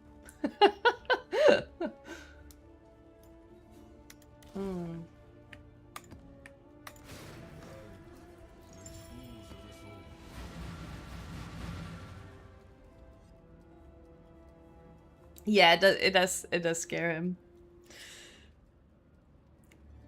Like, generally he's gotten pretty brave and pretty chill, but he does still get, like, scared by unexpected noises, basically. He also sometimes gets spooked, actually, by Ming. Or, like... So, he's not a, even though he looks like a kitten, he actually is not. He is 1 year old. but he grew up without a mom, so he behaves like a baby. He's like and he also looks way smaller. Like, he looks like he's like a kitten, right? But he is actually a year old. And he grew up without a mom.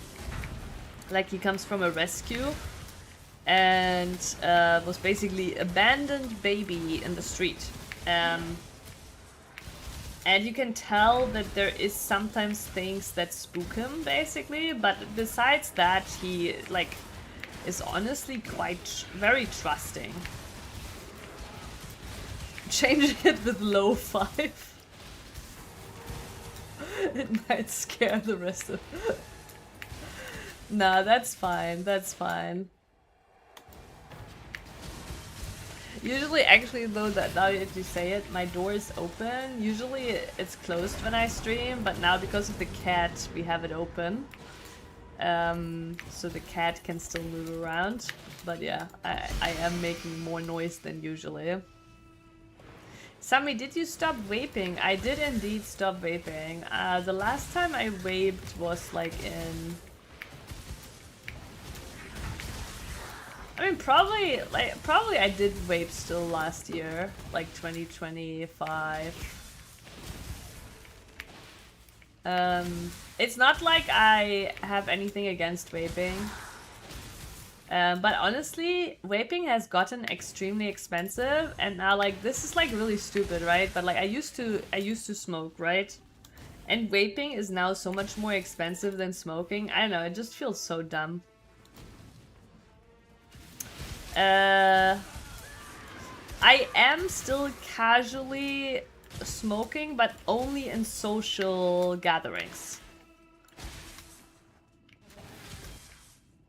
So, like, I'm not fully clean.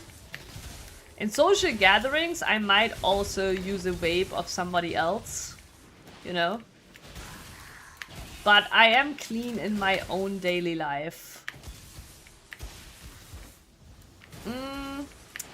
Yeah, honestly, the main thing, it sounds so stupid, right? But there was like something in me, like, it's not even like I cannot afford it, but there was something in me that like really got triggered by how expensive it got here. I don't know how it is for you, but here in Germany, they decided to put the tobacco taxes on all vaping stuff. And also, they... because of like the, I don't know, how they tax it, etc. Like, basically they weren't allowed anymore here to sell liquid in bigger amounts too. So liquid has to be sold here in 10 milliliters, which just is like extremely expensive. It makes a lot of garbage. Like 10 milliliter, like for people that don't know, is like you vape that in a day. Okay, you vape if you are a regular vapor, you vape that in a day, right? And it's just like, because you have the tobacco tax on it, even if there's no nicotine in it, right? They still apply in Germany the tobacco tax on it. Makes it extremely expensive. It makes a lot of trash. It's like, I don't know, like, and I know, I just got fed up with that. I was like, this is bullshit. Like, I feel like a principle inside me got, like, offended by the fact that, like, just rolling my cigarettes, like, buying tobacco would be so much cheaper than vaping at that point. Because I spent, I think, at that point on vaping over €100 a month, right? While, like, me, like, casually, from time to time buying a tobacco for like social gatherings, you know, like currently that's like once a month. Okay, once a month, if I buy like tobacco and everything, it's $10. Okay, so I spend $10 a month now on smoking. Like, and usually what I do is I buy the tobacco, I use it on the social gatherings. It goes dry. I don't manage to finish it, obviously, and I usually gift it to someone before it like completely dries out. I've made a terrible mistake. I joined Discord and now people are talking to me. Hey, Adam! Well, that is nice to hear because honestly, I don't even know how that's possible because to my knowledge it is impossible to find streams on YouTube. So, yeah, but welcome. Are you a PoE player? Is that maybe why? Or did you watch any PoE content? Yeah, like, I don't know, like, if I ever try to find, like, an actual stream on YouTube, that's, like, kind of impossible to do, you know? The main reason I stream to YouTube, I mean, obviously it's also nice when people find me on YouTube, but actually the bigger reason is it allows the Twitch viewers to ditch the ads, which actually I should right now put the link because it is ad time. Because once an hour on Twitch, there's ads. And on YouTube, however, I think there is never ads on my stream because I'm not a YouTube partner. I think. If you ever see ads on YouTube, please let me know. But I think you shouldn't ever get ads on YouTube. But yeah, so YouTube stream allows everybody to ditch ads if they want to. And just like watch it on wherever they prefer it. But yeah, add-on or add-on lol. Are you a Path of Exile enjoyer? I think it would be even weirder if you're actually not even like a PoE player. Well, it could be, but to be fair, like, PoE isn't the only stuff, obviously, I've streamed. But recently, it's definitely the most streamed. And yeah, Zeleny, I don't know, like, honestly, I don't have any good tip.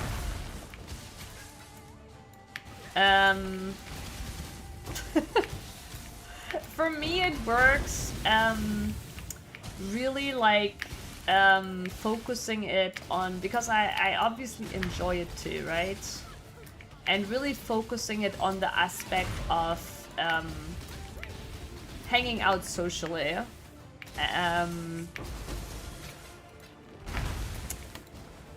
And not letting it become the thing that it used to be back in the day, you know, where I have it as part of my daily routines, or even worse, like, oh, whenever there is time and I'm out, you know? So, yeah, I know. For me, it's worked, like, just completely, like, focusing it on only doing it with friends.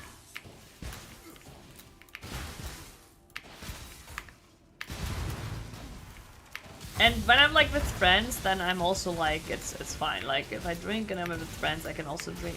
Like, you know, there's like, honestly, like, not really, like, I'm not putting a limit on myself there. But also, like, once you get to that point, like, I can't even smoke that many anymore, like, because I do notice, like, that since I'm not smoking in my daily, you know, when I now smoke on parties, I relatively quickly notice, okay, now it's like a little bit too much, my throat doesn't feel nice anymore, you know.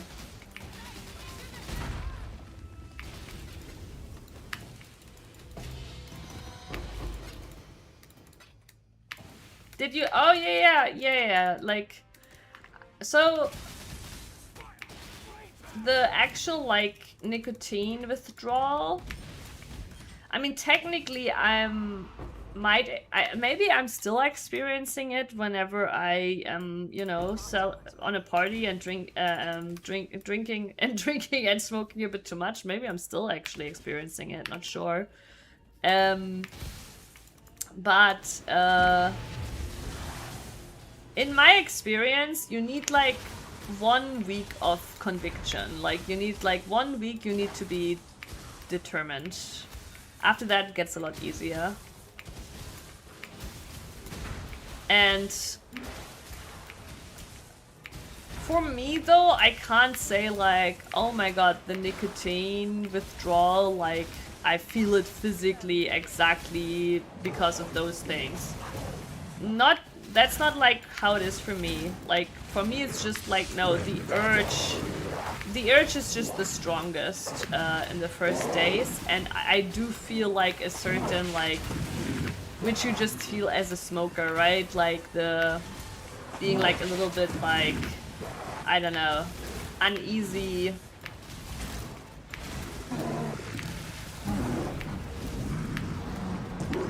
What's the best word for it? In German we say hibbelig. It's like, you know, you're kind of like in unrest. Like you're like, you know, unrest. I think unrest is the best word. That's what you're feeling basically a lot in the first few days, and you really feel like you want that cigarette to calm yourself down. Yeah, jittery, yes.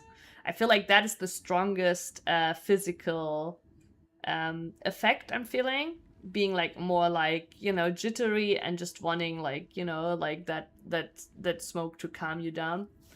But after a week, the only thing that remains is your mental addiction.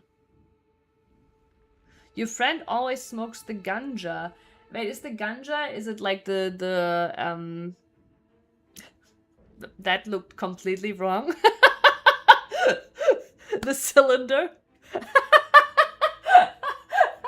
Oh my god, that looked completely wrong, okay. But yeah, the cylinder, right? The others, like, the platonic cylinder, right? Oh my god. But yeah, yes, I've tried that as a, like, young adult teenager, but that was always, like, way too strong for me. Yeah, a cylinder. Wait, this reminds me, God, there was a Reddit story. Yes! Triaga is also a man of culture. That was a Reddit story about how to remove a cylinder of like 5.5 inch or something from a tube filled with, I don't know, peanut butter and Smarties or something. And somebody like commented like that he should just say that it's a stick, right? Like, and he just replied, "It's a cylinder." Yeah, it's not my penis. The tube cannot be harmed. Yes. Oh my god, wait. I need to check the cylinder. Reddit. We can probably find it. Cylinder stuck in tube. Oh yeah. That's the one.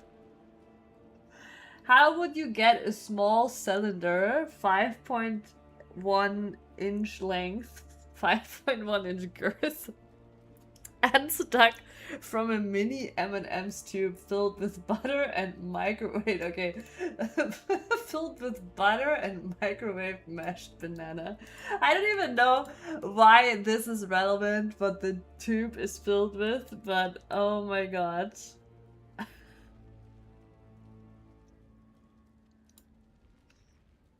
It is imperative that the cylinder not be harmed. Elite ball knowledge.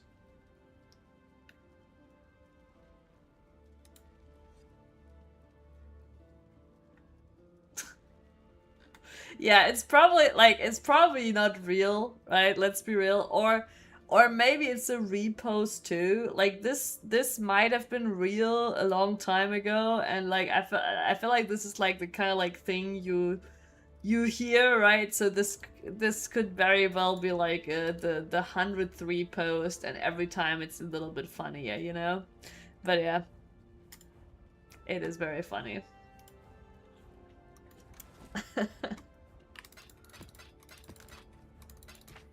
Wait, I forgot, Zeleny. I'm pretty sure I asked you last time. And I think the answer was you also not really playing Path of Exile, right? Greetings. Yeah, the poop knife is incredible. Also, with that, my guess is Treehugger, you are also a Smosh Reads Reddit enjoyer. Glad to see.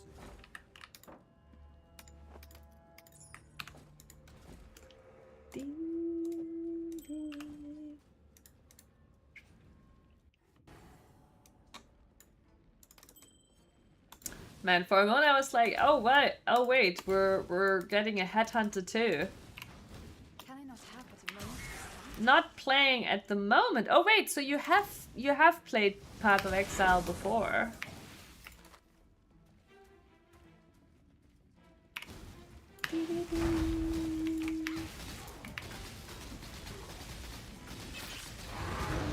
Oh nice, nice. So when's the last time you played?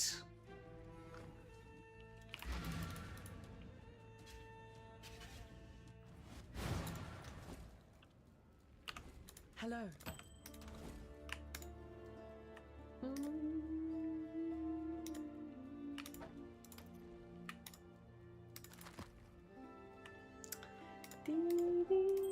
And are you playing PoE 2 as well? Or, you know, and where are you on the PoE 2 versus PoE 1 camp?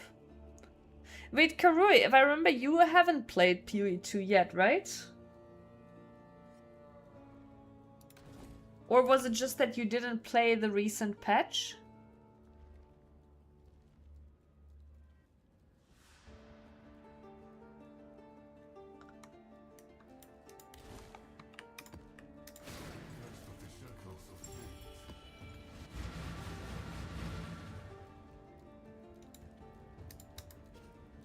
Before PoE 2, then checked out PoE 2 with friends, but I don't really have time right now, I see. Oh, you didn't play late game yet, that's what it was.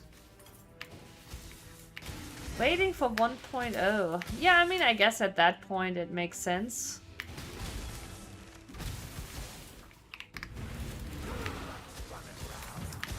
Wait, does that mean if I'm streaming PoE 2, you'll avoid the spoilers?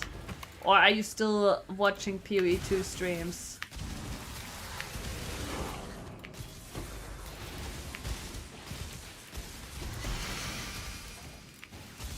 So, how far did you get in campaign then?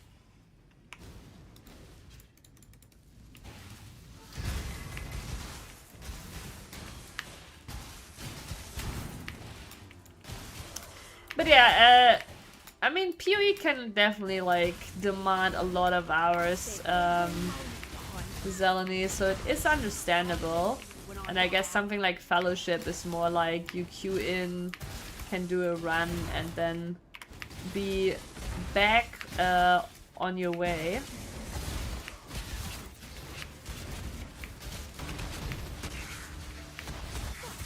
Keeps slowing me.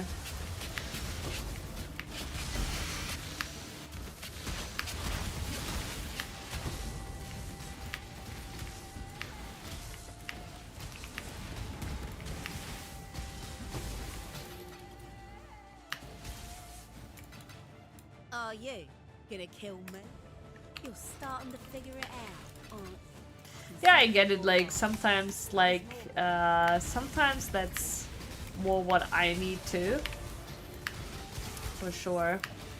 But I feel like, so...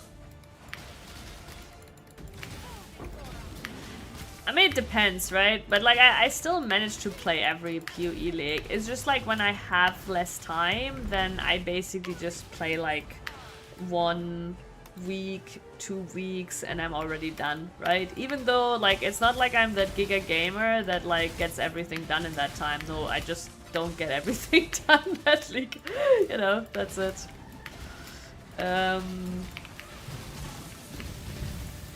Ouch.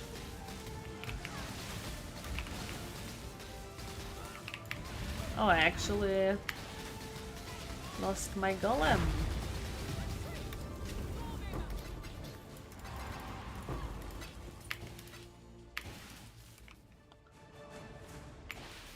Oh, so you did finish campaign, okay. Yeah, no, that is understandable. I think the end game sucked up till... Okay, the first time endgame had some promise was like when they added Abyss. Because Abyss was just very fun and the Abyss crafting was very fun, right? But the even then mapping was not great. But now this league was the first time that I got extremely hooked on endgame, and in fact it was the first time that I'm still on that, like that I was like seeing things in PoE 2 endgame where I hope they will adapt it for PoE 1. Outside of like, you know, trading quality of life, you know, actual like gameplay. And like I really do, like I really do hope they adapt. Like the direction they did now in PoE 2 is incredible. And I'm not even gonna go much into it for you because like you're gonna experience it eventually. And I actually think playing PoE 2 right now is detrimental to your PoE 1 experience. I do think the reason this league isn't as well received is because PoE 2's endgame was so strong this patch. And you can definitely make arguments that overall the endgame balance right now and the... Like, the thing is when you play PoE 2 right now, all content is good basically. And that's just not nearly the case in PoE 1, and the fact that it is like that in PoE 2 really makes you aware of that in PoE 1. Like in PoE 2 you really have that feeling again of like, oh wow, like now I want to do like every single thing. And every single thing has a cool progression, is well balanced right now, and has cool things to get basically. Yes, but Ashling is something far cruel, truly cruel. Are you gonna kill me? You're starting to figure it out, aren't you? I can see it in your eyes. But there's more going on than you know.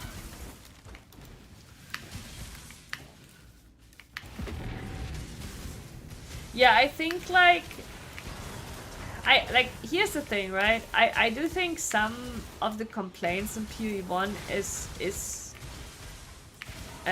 also just like, I think PoE 1 is the game that comes closest to actually making non-lifers happy, you know?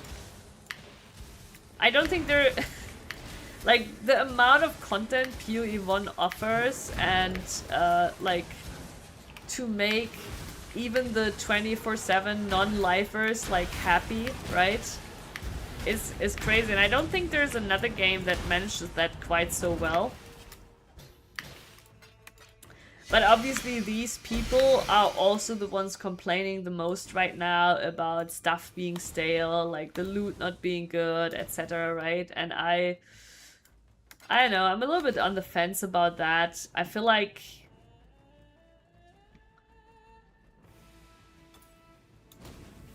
it's impossible to, like, because even though the min-maxing is like not like what I mean saying is PoE 1 is solved to a high degree.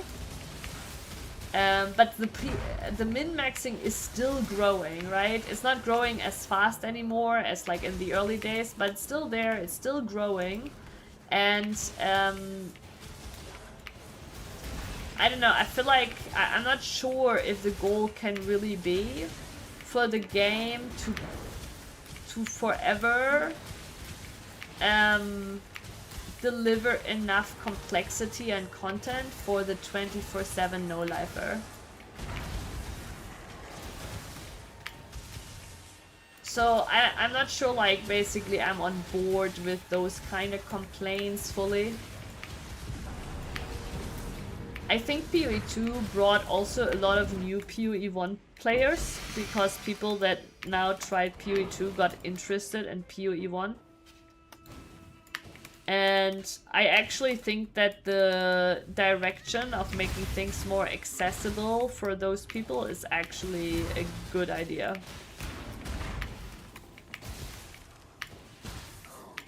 But yeah, basically, I also have to acknowledge that I'm also a person with thousands of hours in PoE 1. And I'm not even sure I should be the one being listened to, basically. Because... yeah, I know, like...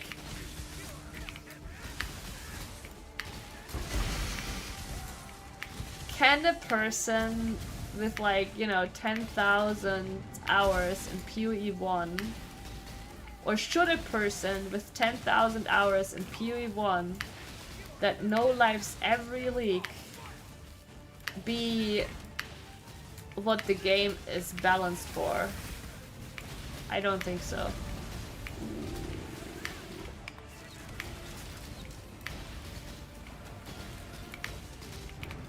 Yeah, exactly. But I feel like a lot of the complaints are those kind of people, you know? And even I think I might be... I mean, I'm at least I at least enjoy SSF, so I have a little bit to say. I'm allowed to say a little bit because I enjoy SSF.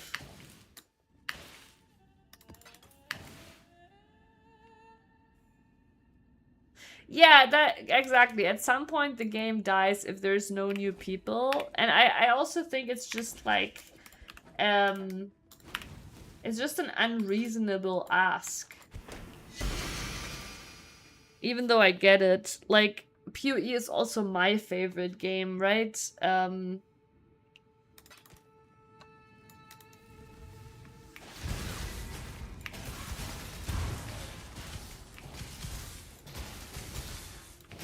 Keltra, hello, welcome to the stream. Doesn't it make more sense to keep the two games aimed at two different audiences though? Tryhards in PoE 1, casuals in PoE 2, broader market coverage and everyone happy? I know that that was the original idea, but the reality is that I think we have a lot of new people now in PoE 1 from PoE 2. And, I mean, obviously this might be like a tough pill to swallow, right? But you also have to consider that those people that have like 10,000 hours in PoE 1, right? They have all their stash tabs. Sure, I do think there's actually a good amount that still buys some supporter packs, right? Because they obviously love the game and play it a lot. But new players buying new stash tabs is probably still the bigger income, right? So, I know, I get what you're saying. And I know that was originally the idea. And I'm definitely not saying, I don't think they should be the same game, right? That's not what I'm saying. But also, I'm more talking about a threshold of how far you go for the tryhards, basically. I'm not even saying PoE 1 shouldn't be aimed at tryhards. I do think it's aimed at tryhards, and I think it should stay aimed at tryhards, right? I think that's what makes the game beautiful. But there is just a threshold at which it's not realistic anymore, right? Like, how many players will you have long term grinding 24/7 for over 10,000 hours? You know what I mean? Like you have to kind of like put that into perspective, right? And those players just have different needs and asks than the more casual player that is still a tryhard though, right? Like, still trying to like optimize their league start and going hard in on the economy, but they have maybe like 2,000 hours in the game, so they're still relatively I mean, it's crazy, right? But in PoE 1 terms, that's still pretty new to the game, right? Right? And I personally, like, think, like, it's just as Karui says,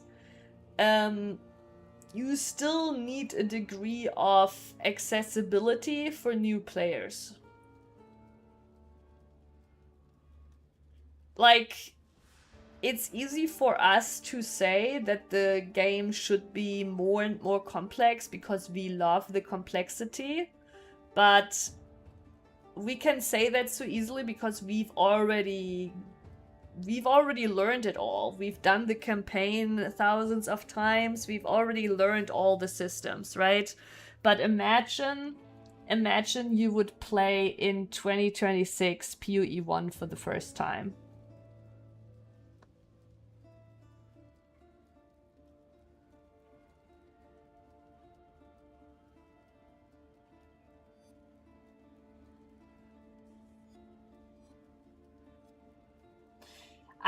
I thought like that, Keltra, I thought like that initially too. Like, this is, I think also like that's kind of like GGG's communication kind of sounded like that as well, right? It sounded like so I totally know what you're saying. Like, I thought it would be like that too, but I feel like that is not the reality anymore. I don't know if you played the recent PoE 2 patch. And of course PoE 1 is still far more complex, but if you look at the direction of the last PoE 1 leaks and now the PoE 2 patch, I feel like the complexity levels are growing closer.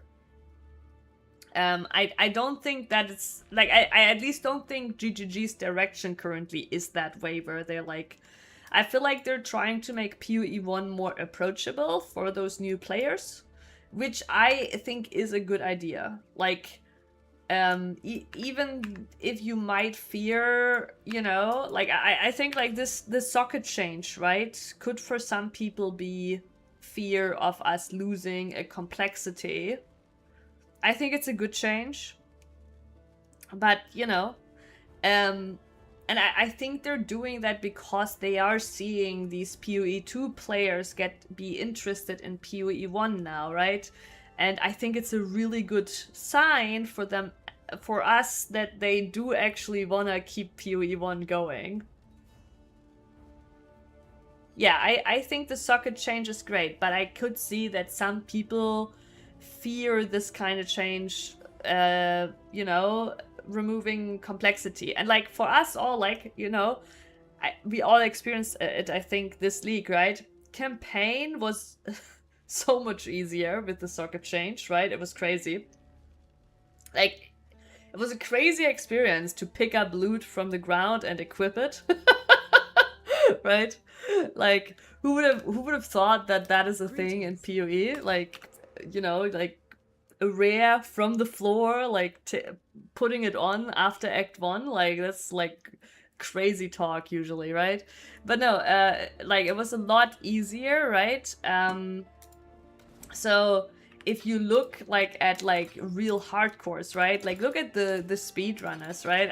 I'm making a little bit of a silly argument, right? I don't actually think that the Tai killer or whoever will say something like that, right? But like technically they could go like, but hey, this is taking away from some like technicalities, complexities around my speedrun, right? Like me having my regexes ready, etc., and my loot filter, right? It gave me an edge, and now all the tags around that are gone, right? Like so all I'm saying is like, even though like I also think like objectively it's a good change, like for tryhards it will always be still like a little bit of a loss whenever some complexity goes away. I have played Ruthless multiple times actually, Karui. Though not since the socket change, that is true. I think I told you that last time I played Ruthless, I didn't get a usable support until like yellow maps. I beat campaign without a single support. And I did all white maps without a single support. It was such a painful experience. Like, I'm still like jaded. Like, it was like kind of cool too, but like it was also like it was too much. Like, because it reached a point of like just like there was nothing I could do but drop a support gem. There was just nothing I could do.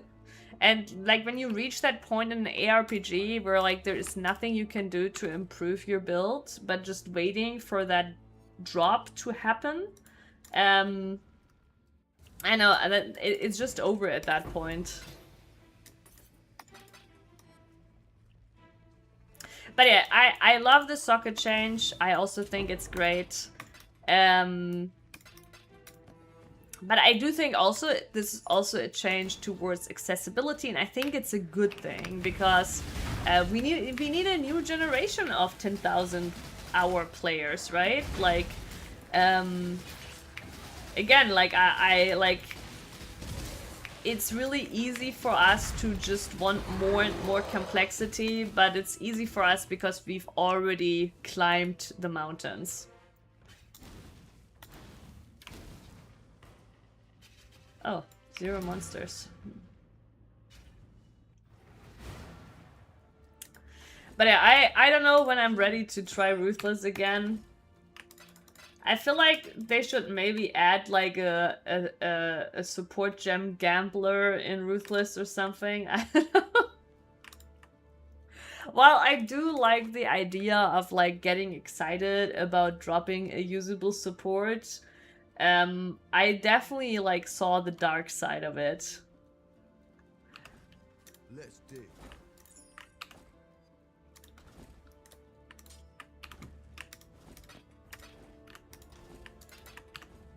Oh yeah, I also have some Syndicate medallions. Actually, I have not fought Katarina yet. Let's do a safe house and then let's do a Katarina, just to get it out of the way.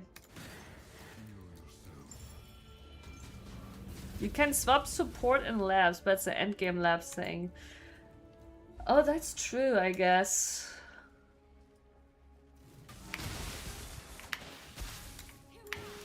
Yeah, I'm thinking, yeah, I don't think it's in the 68 lab, right? Because I did do the 68 lab. Or did I... It could also be that I did it and I didn't get anything useful still.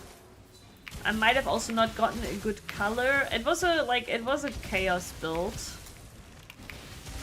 It's a rare option, I see. Yeah, then I probably just didn't get it. And Lucky Star, thank you for the follow. Welcome to the stream. But yeah, the socket change obviously must feel incredible in Ruthless too. So Karui, have you tried it? Hello, Lucky Star. So are you my streamer client Luck?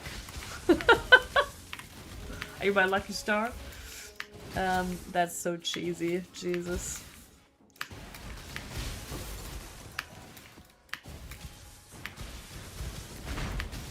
Astralis! A beautiful evening. I shall hydrate in a second.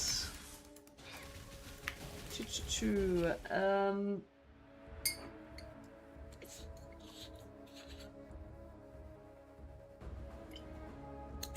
Wait, Lucky Star fan. Is Lucky Star like a show or something? Am I uneducated?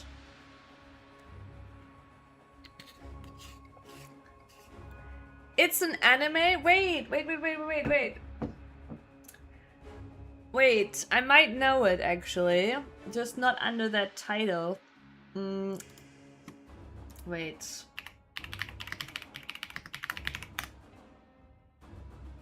Oh, okay, no, I haven't watched it, but I've seen clips of this. Like, I've definitely seen, like, images of this before. But yeah, a beautiful Astralis. I thought you were in bed. No relation to the anime, sadly. Okay. But yeah, Astralis, didn't you say you had to like get up like super early? I'm just lucky. Okay, okay, we can put that to a test, Lucky Star. So, SSF, right? SSF. Shiny Mageblood. Beat that. It wasn't gambled apothecaries. It was the one reliquary, Voidborn reliquary key I dropped. Yes, Rels, you are. But I appreciate you coming and saying hi.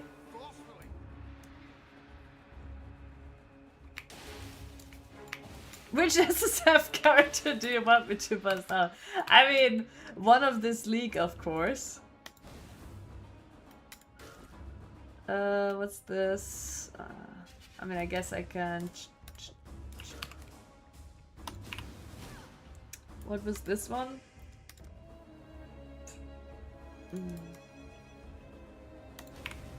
Crafting benches feel mostly very useless. Oh wait, let me just...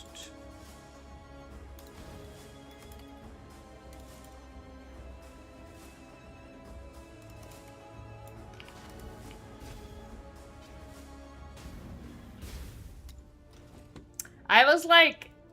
So I'm not like, you know, I'm not an SSF Nazi, alright? Not in the slightest. I've played plenty of trade too. I'm actually like, I would still consider myself like, I enjoy SSF, but I'm not like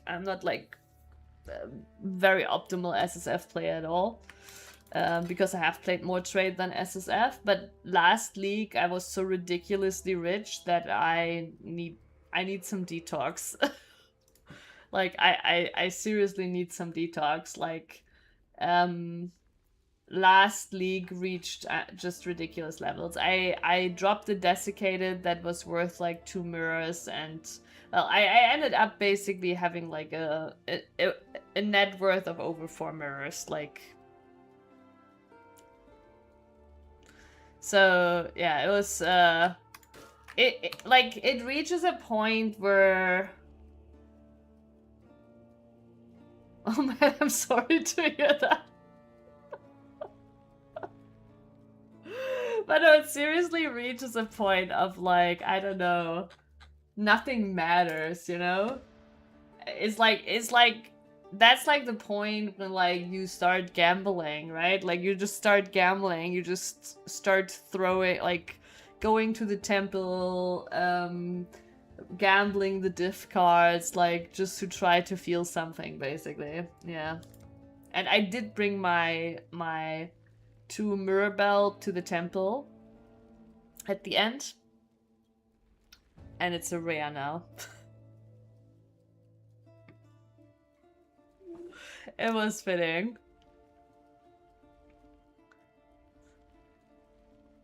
Yeah, nice, Boxy. To be honest, Boxy, I never really follow recipes. I mean, okay, I obviously used to, but like now, like the way I cook is I look what I have and then I decide like on something like, oh, I want to make something with this and that and this, and sometimes I have an idea where I'm like, oh, I want a dish like that, and then I look at different recipes for that dish, and I just cherry pick from those recipes what sounds good to me. But I do know that like usually is like comes with a little bit more experience.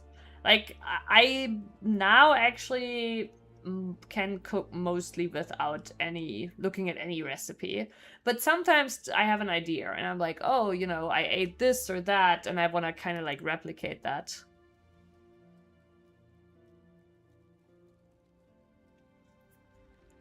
Yeah, I don't care about standard at all.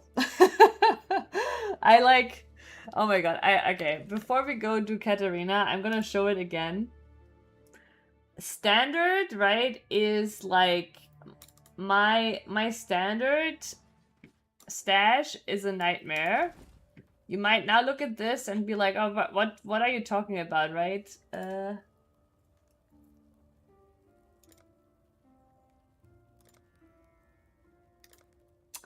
Alright, welcome to my standard stash.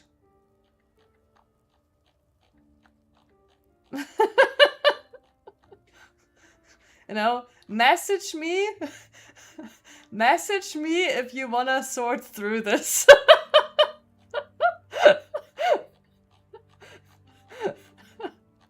You can finders keepers, okay?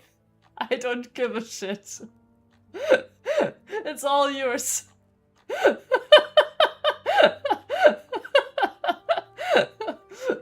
I do not care about standard. Even if I try to, it's impossible for me to find my shit in here. Like, there is some incredible riches in here. There is some incredible riches in here. Buried.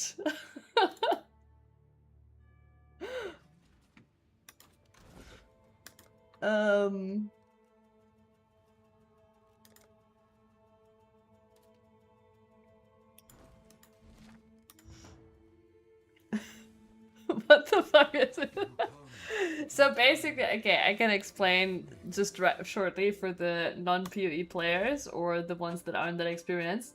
So this is my stash tabs for the current league, right? And when the league ends, what the game does is it moves everything over to standard as remove only tabs. And the idea is that I go in and I grab everything, I like take everything out and can sort it into my standard stash tabs. And once the tab is emptied, it disappears, right? I've never done that. Or maybe I've done that like once or twice in the beginning.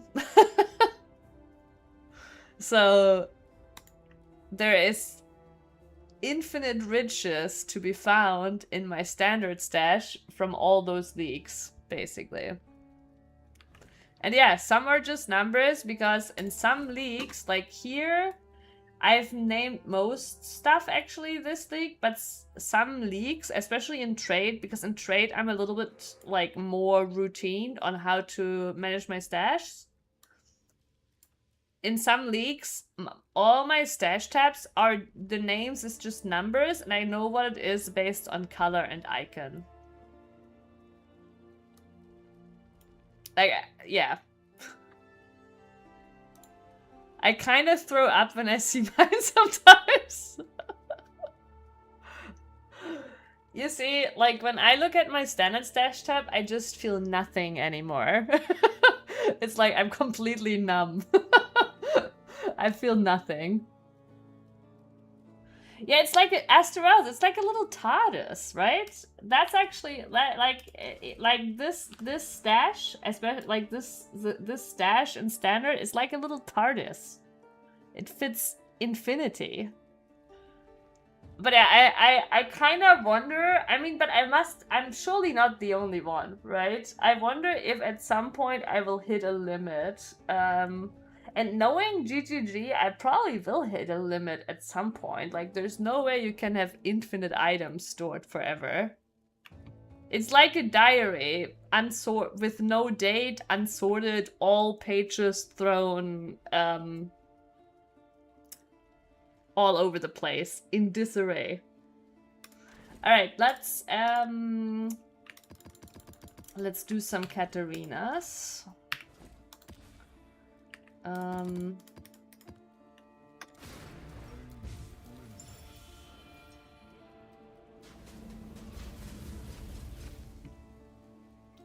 Yeah, I think there's, but I mean, maybe I've already lost stuff. I don't, like, how would I know?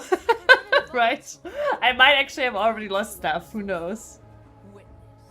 You tried to sort out 10 tabs per league. It's like the New Year's resolution, eh?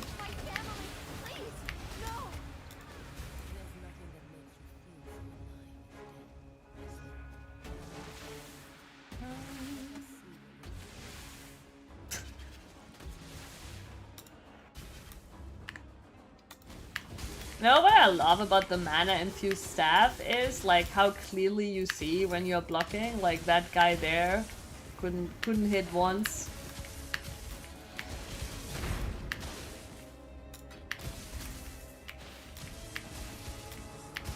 It used to be 20, but PO2 joined. Yeah, in PoE2 I haven't even...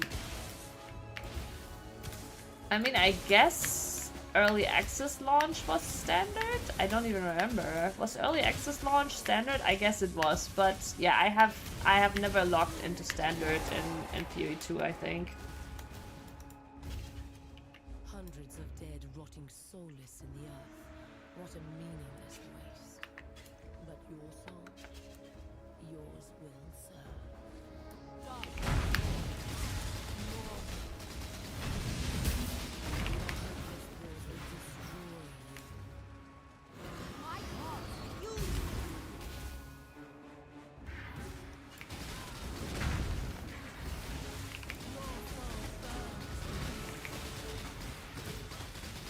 Don't think... You can still join us. It's your chance to Huh. bring back anyone you've... I mean, this is a newer Katarina, of course. They changed the fight. But I thought she would still, like, summon her lackeys. No? I actually didn't know that you can phase her past that now. I can bring your entire order back. Just Wow. Look how beautiful the bots are writing their spam messages now.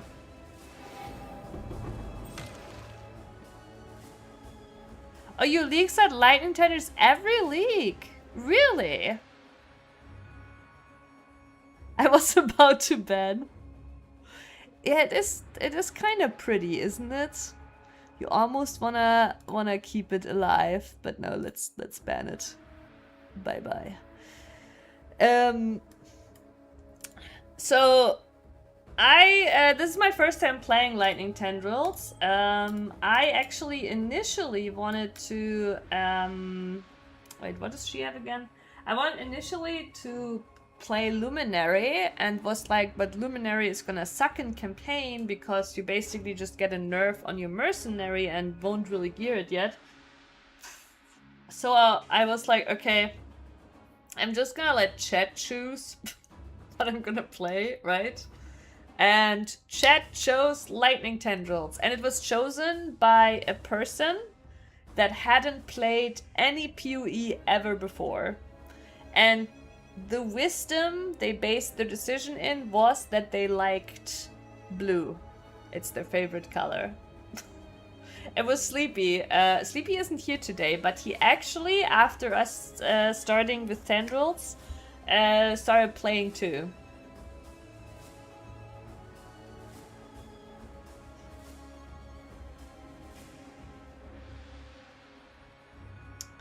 You weren't sure if it's a bot? I mean, it looked pretty, but it was still about like some bot viewers somewhere.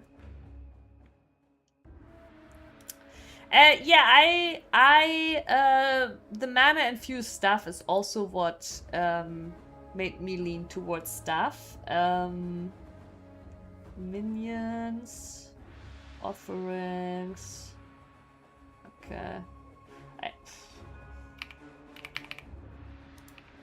Oh wait. What do I have here right now? Yeah, I guess we're not picking that up. Wait, I don't actually remember. Is that it? Wait.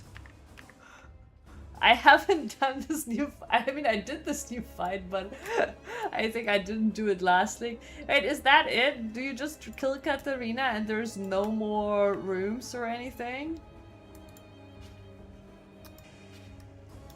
So is the only thing you hope for now from Katarina like the fucking railed exalted orb? Okay. That's kind of sad.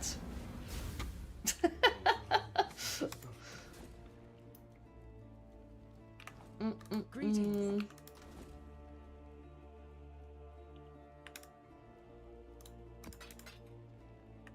Wait, what's this?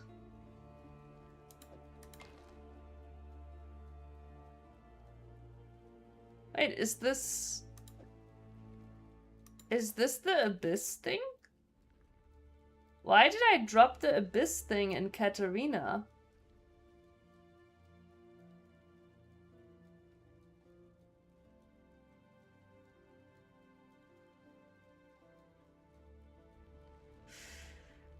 Yeah, I have a bunch of Veiled Chaos from the safe houses.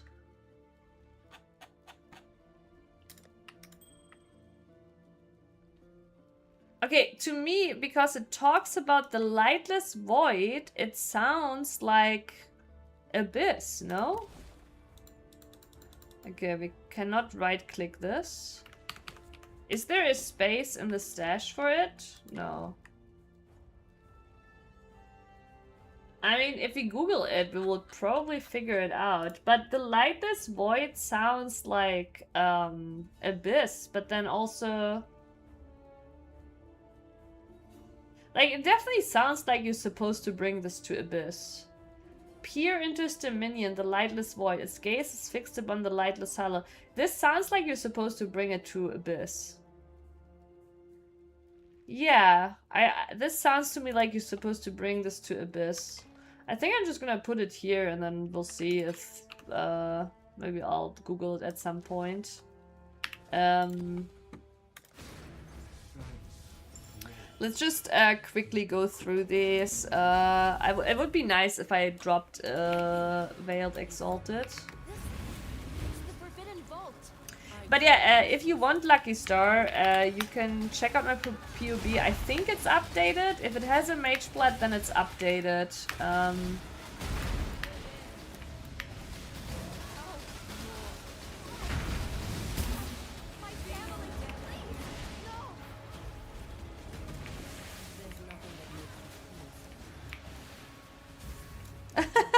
holding with the status stash. Wait, the points command still exists?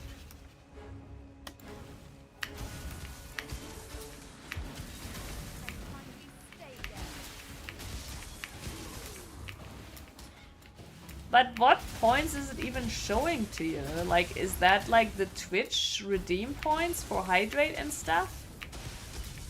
Boxy, congrats on the good soup. I shall believe you.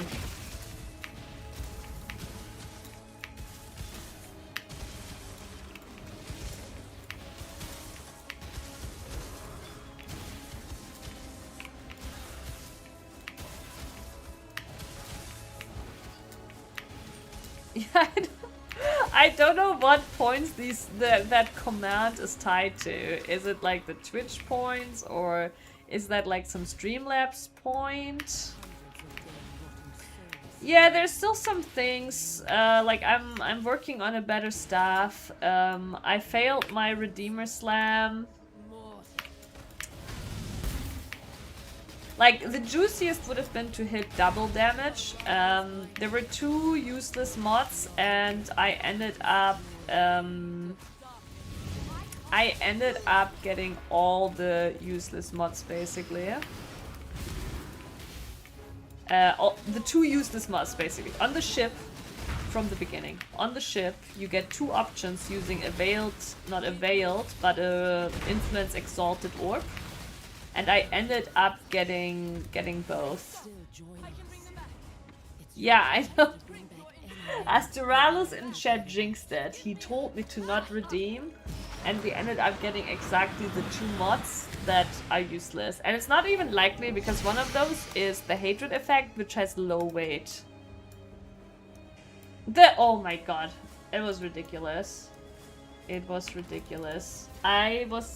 All I needed was like Life Leech on here. I have it now, and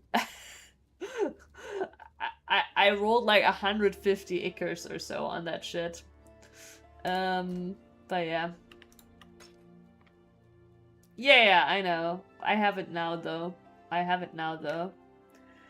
Yeah, we're using, we can quickly go over it. It was a great time. We can quickly go over it. We're using this new amulet, which is pretty neat though. It basically solves chaos res. The Mageblood I only got today, so there is still honestly a bit of cooler optimization I can do. I slapped it on pretty quickly today.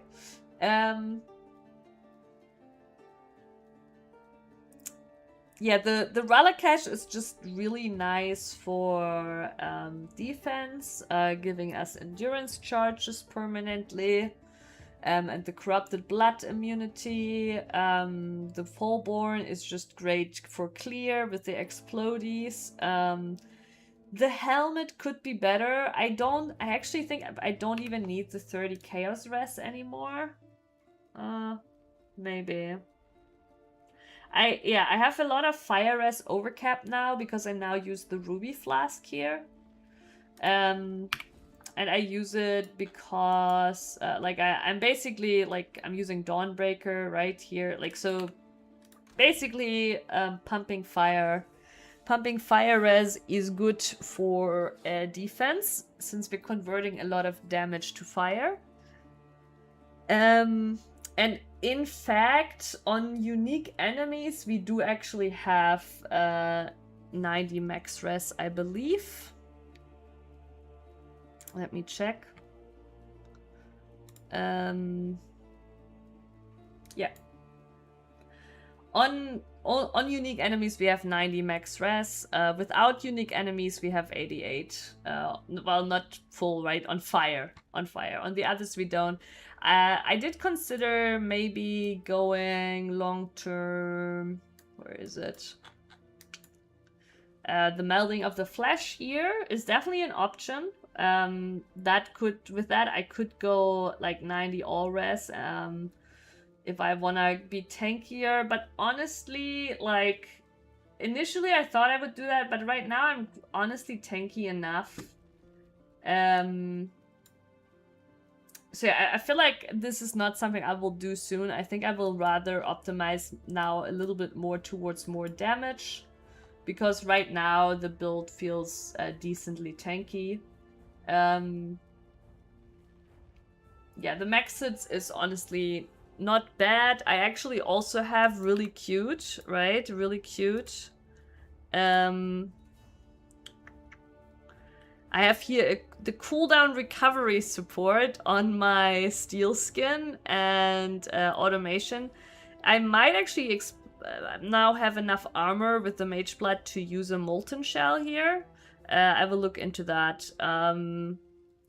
I might also be able to get more armor. I do have an armor suffix. Yeah, I might, but yeah. You should ask Elon for advice. He's a PoE pro. Elon will probably, when PoE 2 releases end of this year, Elon will probably be in the top 10 again.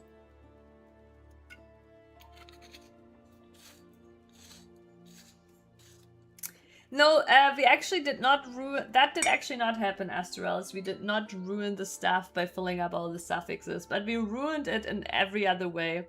So just to give a short recap on what happened with the staff last stream. So it actually looks the same as at the beginning of last stream, just that it gained Redeemer influence, because we did the whole shigizzle of auging, of Redeemer slamming, and we failed the Redeemer slam so bad that I just reverted it to this with the triple crafted mod.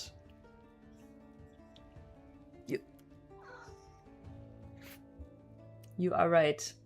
And he's actually being a real cutie right now, so I don't think this will disappoint. Hi. Hi. Oh my god, look at him. He looks so loving right now. Yeah. Mm.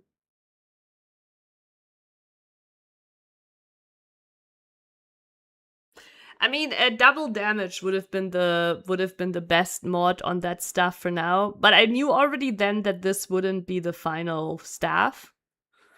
So I went kind of with what I had. Oh, that was a beautiful angle on my face. Let's not do that again.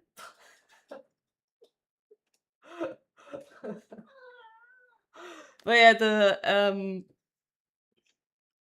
and we can quickly look at it. So, wait, let me.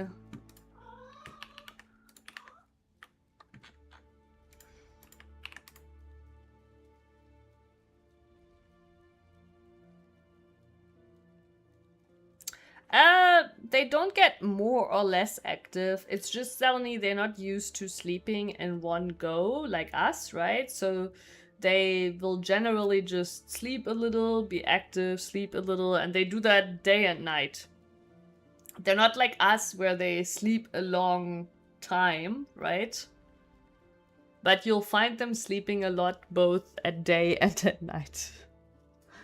But yeah, I have to show again because my god, is he being a little cutie right now. Look at this shit. Hi.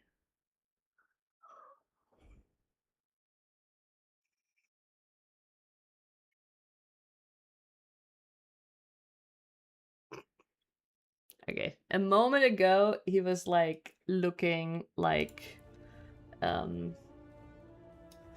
intensely over here too. Oh, now he's doing it again? Unbelievable. The moment I've put back the cam, right? Am I right? Okay. Do you hear the little sounds he's making too? Yeah, the moment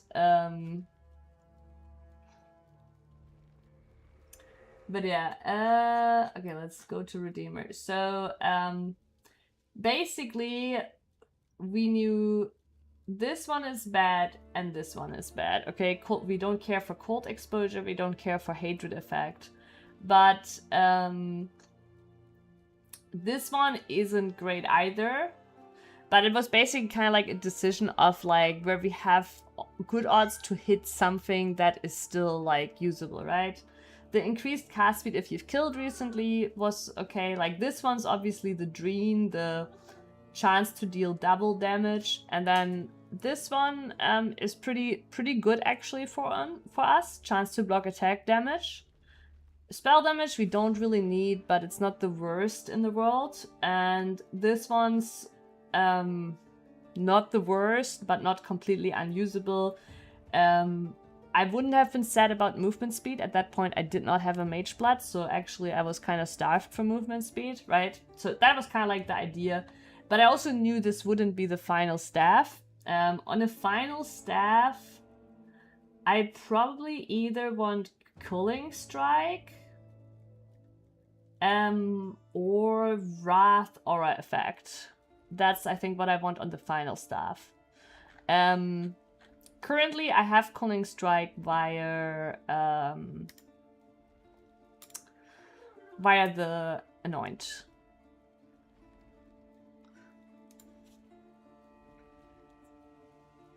But yeah, that's just like, but yeah, the dream was to hit the double damage basically on the Redeemer's Orb, which I generally like had laying around and just was like, okay, you know, that one has the highest chance for us to hit something usable. But yeah. And the reason why this is not the final staff is because while the prefixes are pretty nice, they're not optimal actually. Like the 130 lightning damage, even though it's tier 1, the actual lightning damage, spell damage mods go up to 200%. So this is not perfect prefixes, so that's why I'm working on a new stuff. I love destroying dreams. Yeah, don't worry, Astralis. I won't craft until you're in bed. You won't destroy another stream.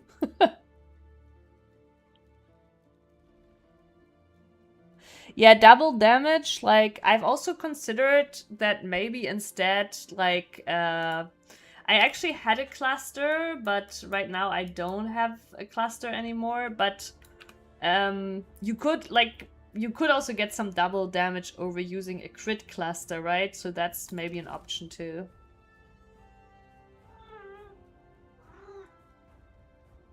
Sure, Astralis. Also, if you see the cam shaking, it's because the cat... Okay, cat is abandoning us. Cat is abandoning us. Oh. We don't ignite actually because we have the keystone of only dealing lightning damage, but this is a nice flask. Actually, I don't want it to go into the flask. Though. I want it to go into the here. All right.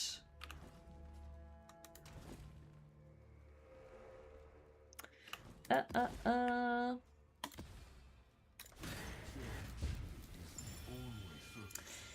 yeah, we will definitely try to hit another recomp tonight.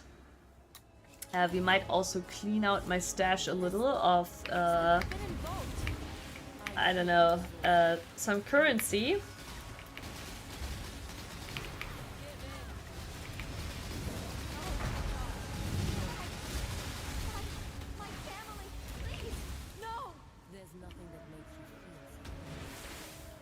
So, Lucky Star, which ascendancy or which class are you playing? Like, obviously on Reliquary, because I thought I would go Luminary later, but that just never happened because the build turned out to be so good. But yeah, I think on Elementalist, the damage would be insane. But even on Reliquarian, the damage was really good. Yeah, okay, yeah, you're on Elementalist. Yeah, I was thinking, like, on Elementalist, this, the damage must be insane. I mean, the nice thing, and I mean, you see that in my POB too, right? Like, with Reliquarian, like, you get some really nice tankiness. Sleepy, hello! There he is. Oh, did I miss your YouTube message? Did I make you come to Twitch?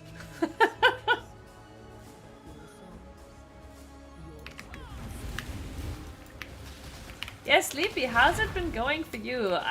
It sounded like you hadn't been playing much this week, right? Because you were busy.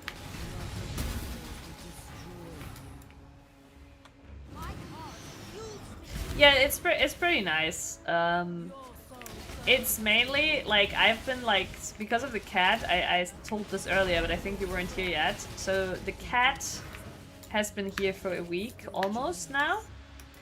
And I've been super sleep deprived this whole week because initially the cat would like just not let me sleep at all. So it was very important that I could play basically half asleep. So it's built to tank and to do voyages half asleep without dying. It's not like the tankiest, like, to be fair, okay, here's the thing, right? Like, never trust numbers, because I'm pretty sure when people see this number of 341k EHB, this character looks pretty immortal, but it actually isn't. Like, this isn't the tankiest character I've ever played. The tankiest character I've ever played actually has lower EHB, right? EHB is a difficult number to trust or to like even be appropriate. Like every build has certain defenses and certain weaknesses, right? You took a break? Yeah, that's nice. Astralis, try to get some sleep. Thank you for tuning in.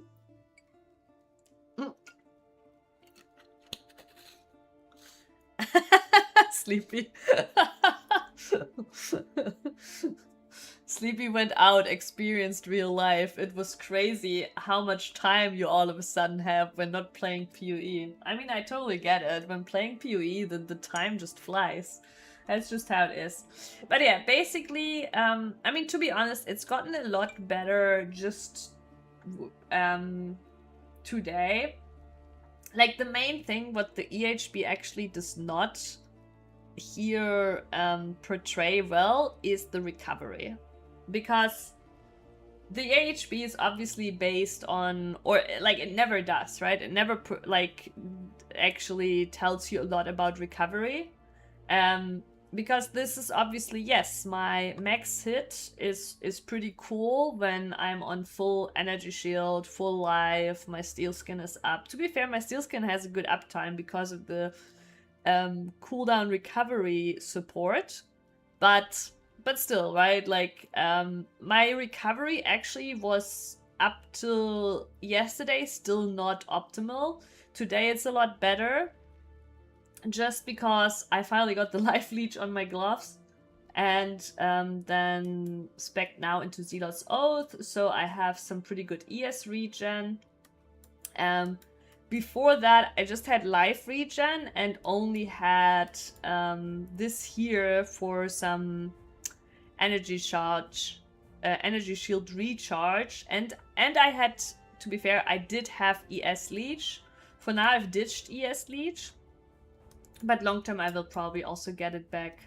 But yeah, just saying, this was a little bit fake. This was even more fake before today, because actually the recovery of the build was not good enough. So it was kind of weak to, it was like very weak to dots and stuff.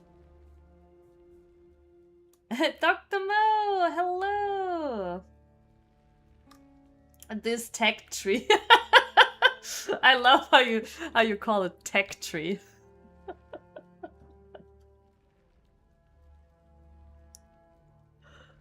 I kind of love the tech tree. I mean, I always say it. There's two kinds of people when they see the PoE skill tree for the first time. There's the kind that loves it, and there's the kind that hates it, like that looks at it as overwhelmed and wants to quit. And if you're the kind that loves it, then you are the person the game is made for. And I'm the kind of person, the first time I opened the PoE skill tree, it got me excited. That's the kind of person I am, right? It got me immediately excited about the possibilities, you know, that and I, like, people say, like, even though I know there's many people that say, like, it's a problem and, you know, that this needs to be, like, changed or whatever, or be made more approachable, I disagree. I disagree, actually. On that point, I disagree. I think the skill tree speaks to the people it's supposed to speak to. I hate when systems get mixed. That's where it becomes chaotic. Sleepy, I promise you that perspective will change once you have a few more 100 hours in the game. Then you will love the chaos, because otherwise it would be too repetitive. Like, that's exactly like now, like, I'm on the opposite end, right? I want more chaos. I want, like, last league, Mirage was a league mechanic that made it so that it could mix with every other league mechanic, and it would give you unique rewards that were otherwise not possible. Like, it could mix with heist, and then you would get other, like, special blueprints and stuff, right? And that is, like, beautiful, because all of a sudden you have some RNG and chaos that enables new things that you've never seen before. They still are sleepy. It's just, you have to remember that this game has been made for people that have 10,000s and more hours in the game, you know? And it kept developing, and you will get there too. You will get there too, because, like, if you just have the gameplay, eventually you will know the content and you will be caught up, and then, you know, won't be all that interesting anymore if every content just does its own thing the same way every time. Last league was super fun. You don't have to be a grinder, Sleepy. I think it's a massive misconception that you have to be a grinder for PoE to be fun. I think the opposite is true, because there is so much content. Like Sleepy, I think you're still 100 hours away before considering to grind anything, or? Right? Like especially because there is so much content, what reason do you have to do any repetitive grinding? And that's the same reasoning I'm giving you why chaotic content is good, because there is no repetition, right? I'm not saying it can't be grindy. There is things you can grind, right? And grind for many hours if you have fun. But I don't know, like to me, like when you start PoE, when I started PoE for many hundreds of hours, there was never a feeling of like, oh, I now have to grind this, because there was still so much new stuff to explore. And only once you've explored everything, I think, I mean, you could go earlier, I want to grind this now, sure, but like there isn't really a need to, you know? You can always just keep exploring new things.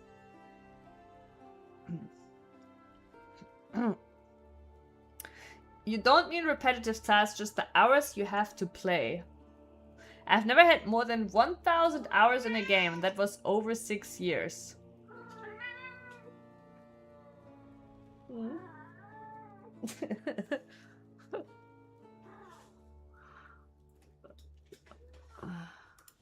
Chat, somebody wants attention. Hi.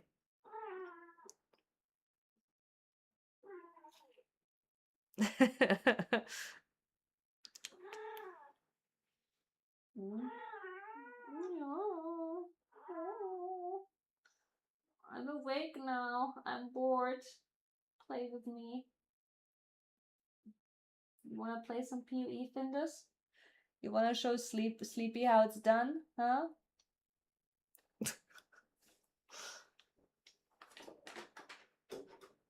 That 1K hours was a fighting game. Yeah, Sleepy. You keep, you know, you keep convincing yourself that you're not hooked on PoE. You know, you keep doing that.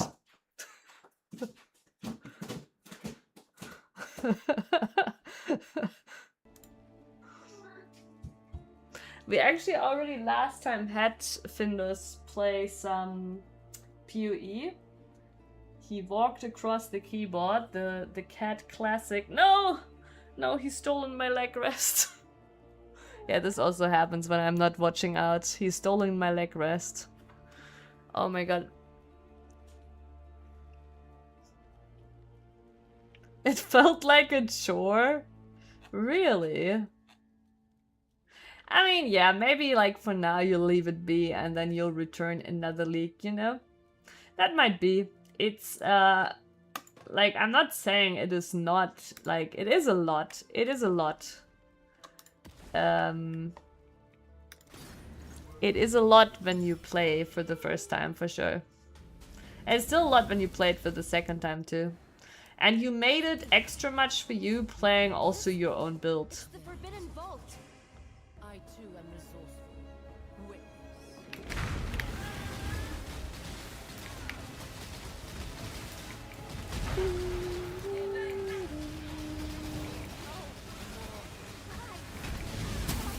My family, please, no. There's nothing but Another league, another Tendrils run. Yeah, I think I might league start Tendrils again too. I actually think it's a really good skill. You can't let her escape.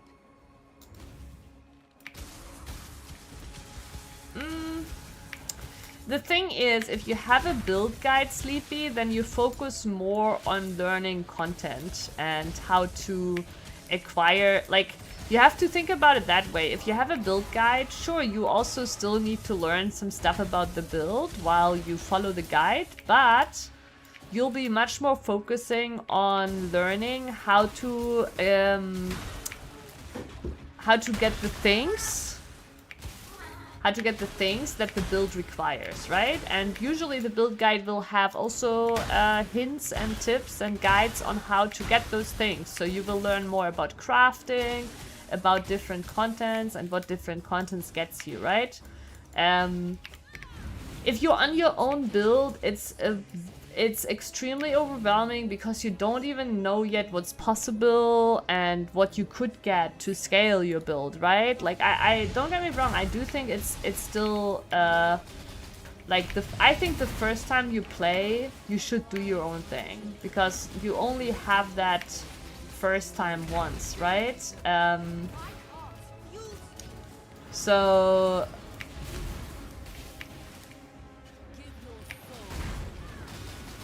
like, I also think you should use that and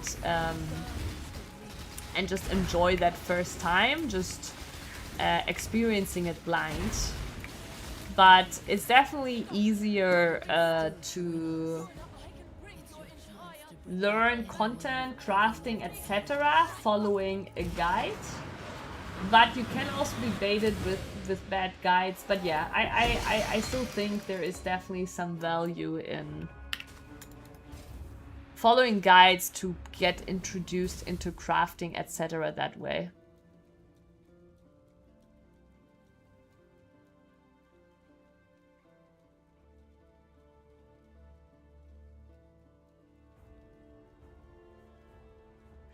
First time exploration is priceless. I was lost for 2 leagues and it was great, yeah.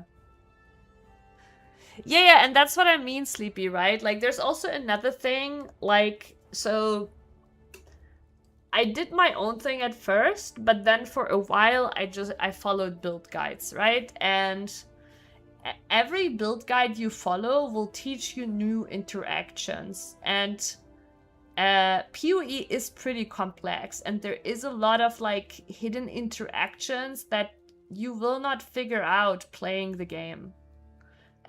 You will figure out reading on the PoE wiki and, you know, and on some buried Reddit posts from 10 years ago where Chris Wilson himself or Mark answers and gives a definitive statement, you know? It's actually funny. There is quite a bit of like knowledge, like facts buried in like some Reddit comments, you know? Yeah, and these kind of things. Sleepy. But yeah, and these kind of things, right? Like, you learn basically following guides. Like, so I followed a lot of guides for a while, which taught me about different ways of scaling things. And it kind of like eases you into a lot of different mechanics in the game. Like, you know, just for example, when we talked about how shock works and how ailments work, right? And like, I don't know, like it to me, like following a build guide early on, like takes a lot of actually mental load away and frees it up for you to just get guided into different crafting systems and content that you need for that build that you're following, basically.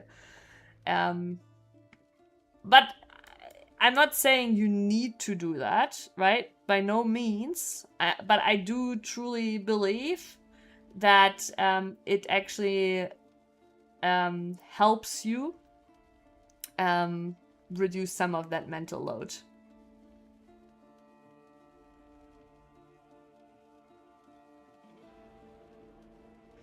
I'll be honest for Sleepy, I wasn't aware that you're lying to me usually. I'm a little bit disappointed. I thought you were an honest person. Oh, it's okay. I will let you be honest for a moment.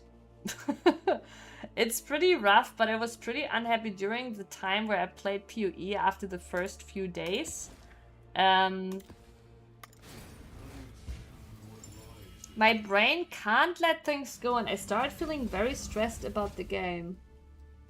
What about the game stressed you? When you say the first few days, you're talking about campaign. Like, what in the campaign stressed you? Forbidden Vault. I too am resourceful. Witness. Like, I just don't understand what exactly stressed you. Like, when you say you can't let things go, right? Like, My family, please. are you also stressed when playing a game like Expedition 33? Thinking about the story? Or, like, what stresses you? We can't let her. Yeah, and why wasn't that the case anymore when you did Endgame?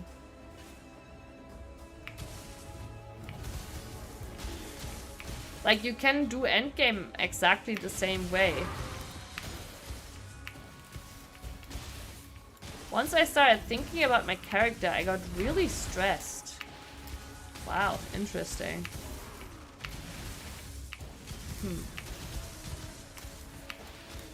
Like, to me, when I think about my character, it's like, it's really interesting, like, to me to think about different directions. Like, I mean, all of us PoE players know it, like, we will from time to time just, like, open PoB, and, like, I have, like, countless times respec, like, into different directions here to see how it, like, works out, right? And many times I look at it and I'm like, nah, it's not really good enough, right? Like, and I don't even do it that way, you know? But, and then other times where I don't really feel like doing anything on my character, like I don't feel like PoB or I don't feel like crafting, I just, you know, I just have Netflix on one monitor or YouTube and just blast some content on the other, you know? And so I feel like whenever you're like feeling stressed and don't really know where to go with your character, just play the game, you know? Just don't do anything with your character. And that is exactly the kind of like mix of content that's so fun for me. It's exactly like the kind of diversity I think we all like kind of like want, where like at times we do things that are like more like, you know, like more complex, and at other times we just like blast maps, voyages, whatever, where we don't really need to think about anything. Stop. I can bring them back. Still join us. Jorna, I can bring It's your your entire chance to bring back order back. anyone you've ever Just loved. give me. and Shut up. Yeah, I think the game is exactly about that switch of pace. Yeah, but okay, I think this is exactly the issue, because you don't know yet the options for your character.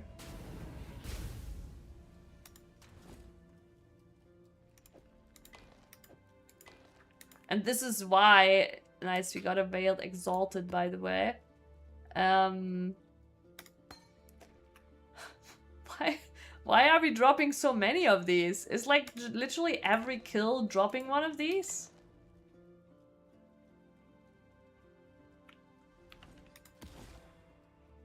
But yeah, the okay, but that's fun. No, Sleepy? That's okay. To me, that is fun. I have fun thoughts like that too. I have fun thoughts like that about work as well, right? And you probably do too. You're also working as a developer, so you probably also like, you know, have an idea about something. That's fun. That's creativity.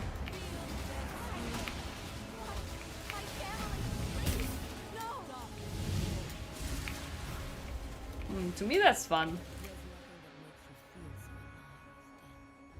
If it's like too invigorating of an idea, I get up.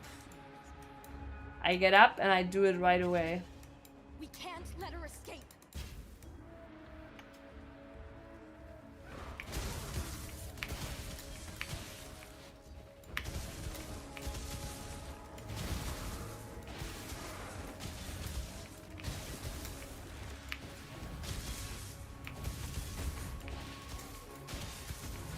Interesting. I very well know the feeling of not being able to turn it off, but I've never seen it as stress. It's just like you know, being inspired. I don't know, for me it's weird to to associate that with being stressed, because to me that's just like what inspiration is like.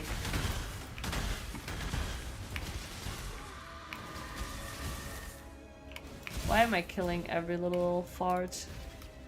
Hundreds of dead rotting souls in the earth. What a meaningless waste. But again, I do think, see, this is an issue of you playing your own builds and not knowing, and being an endgame and not actually knowing yet what you can do. And this is why it's much easier and better for the mental load to maybe you wanna next time follow a build guide, right? Because that will guide you towards she just dropped nothing. But yeah, that will guide you basically more towards like different like contents, crafting, etc. It's an issue I have in almost every game.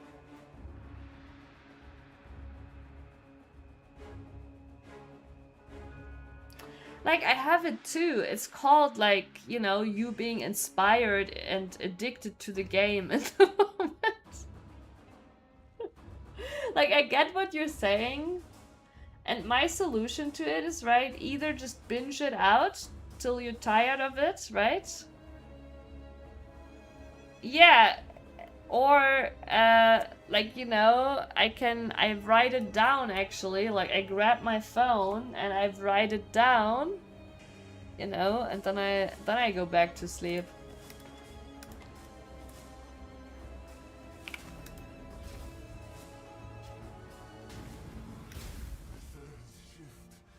Greetings.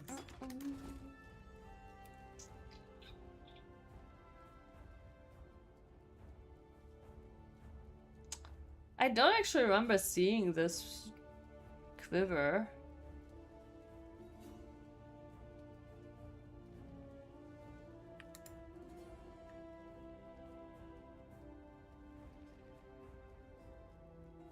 Like, the thing is, if you're saying, oh, it's an issue I have with every game, then I feel like, I mean, okay, sure, you can also be like, oh, I'm just not gonna play games, right?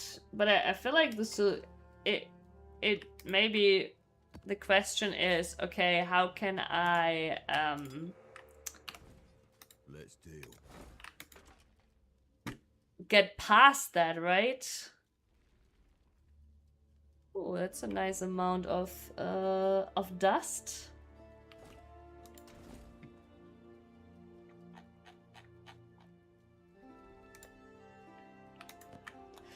But yeah, to me, you know, the good thing is, so Sleepy, now that you know, right? The good thing is, PoE Leagues launch on Friday. That is point one. And that way, you're able to binge freely the whole weekend. And to me, at least, with the amount of time I have, after that initial weekend, it's already like, you know, pretty gushy. I enjoyed the game, but I'm not like, you know. But like, I guess I'm not like that crazy. Like, you eventually binge it out, right? Like, you have to get over the initial honeymoon phase with the game.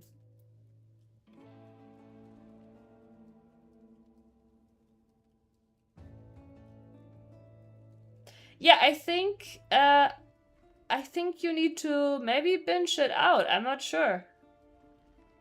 Like there is definitely like an initial honeymoon phase with games you love, right? Like you just need enough time to like get that honeymoon phase out of the way.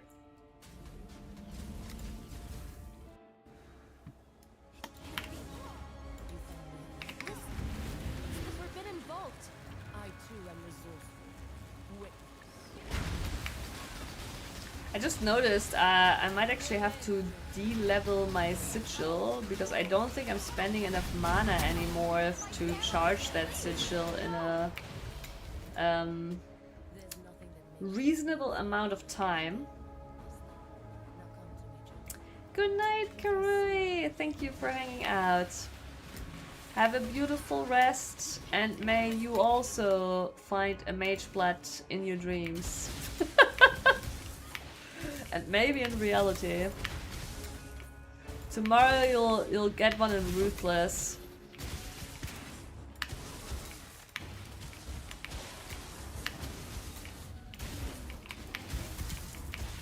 I get what you're saying, Sleepy. I feel like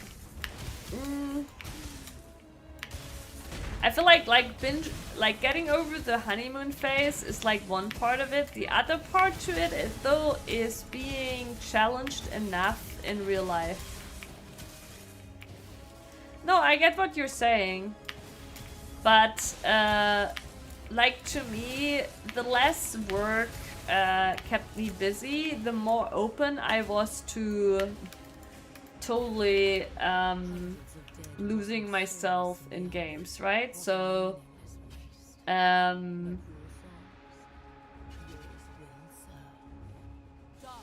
that's definitely like a massive part to it as well.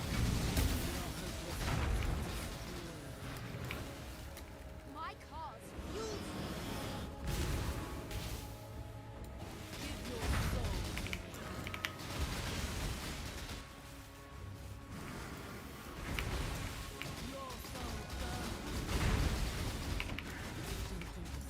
stop. I can bring them back. Still join us. Like, do you feel like you're enjoying your work currently and being like challenged, you know? Because like I often say like how for me, like whenever my like work projects don't like challenge me enough and stuff, right? And I don't like, or like generally there isn't enough going on for me in real life, the deeper I basically go in video games, right? And I mean, I still go pretty deep with PoE, you know, but it's mainly like just because of the amount of hours I have. So that's just how I play PoE now, right?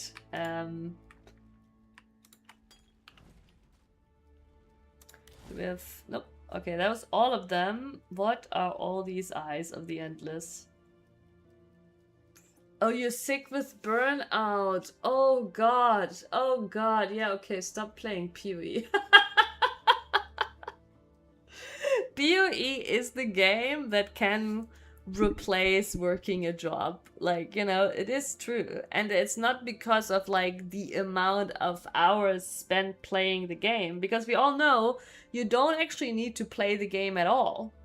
You can just sit in a path of building all day, right? Like, you don't even need to play the game for it to be like a job, or for it to be your life, right? You can just sit here. You don't have to even start the game, right? No, but I totally forgot. Like, yeah, I know. If you have like burnout, honestly, then like you probably should stay away. Or rather, what I would recommend for you, Sleepy, seriously, I know you're skeptical, but wait till the end of year. Path of Exile 2 is gonna release end of year, and it's like it has a lot of overlap with Elden Ring, right? But also has a lot of things you now know from PoE 1, but is more approachable and less complex. Has a beautiful campaign, and it's a really good one-time playthrough, definitely. And also, the stash tabs you bought, they are also for you available in PoE 2 when you later play it. So yeah, I would recommend wait for that, play that. I think that will definitely be a good play for you. You start pole dancing and climbing. Nice. Yes, I do think that's really cool that like the stash tabs you are shared, so you don't have to buy them in both games. Hoop dancing as well. Damn. Wait, wait. You have pole for the top, hoop in the middle, Are you also breakdancing for on the floor? Or is that coming next? Mm.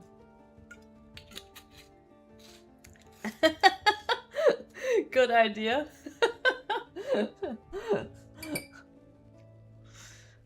Yeah, I mean, honestly, like, that could be an insane show, right? Like, you start on the pole, then you do the hula hoop, and then you, like, you know, on the floor it continues. I don't know, I feel like there's some insane show potential. I forgot what I wanted to do next. I could finish this, but I feel like there was something else. What do we have here? We have an uncharted expedition. I don't really care about that right now. What should I mean, I could also do the remaining nightmare maps, actually, because I do still miss some points, but I feel like there was something specific I wanted to do. Alright, I wanted to roll some stuff, so let's do that really quick. Oh, let me Google. Wait, I wanted to Google what this is now. Zorath's Eye of the Endless. Maybe you'll find that boring. If you don't want to know, look away now.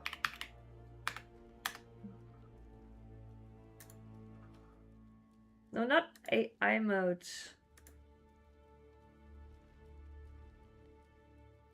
A mag frag for the Zorath. Yeah, okay, so it is the Abyss boss.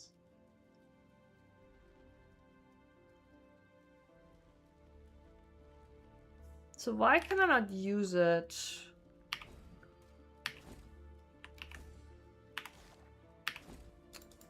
Or maybe I have to do the nightmare map first. Okay, let's do the nightmare maps that I'm missing.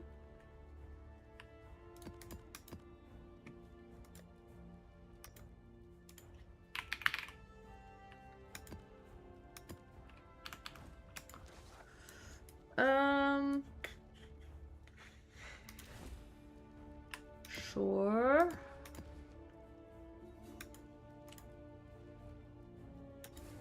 I mean, I guess, why not?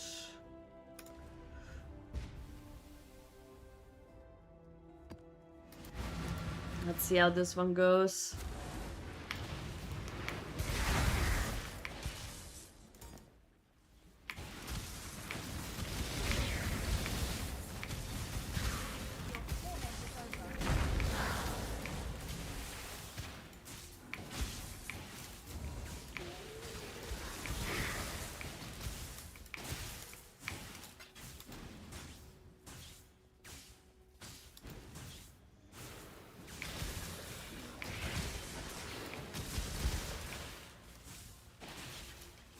Trust me, I've tried, and my poor dancing hoops got damaged by them from the metal pole. Oh my god.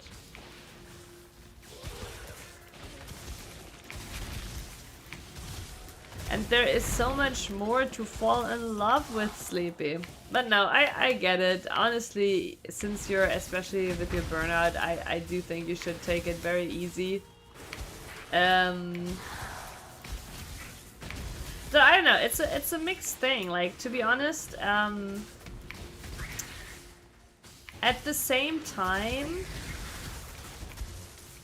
like, where you have the danger of actually burning yourself out in PoE as well, even more, it can also be invigorating, right? Like, it can also, like PoE has a lot of, like, developers too, right? Around Path of Building, around, like, the filters, Craft of Exile, PoEDB.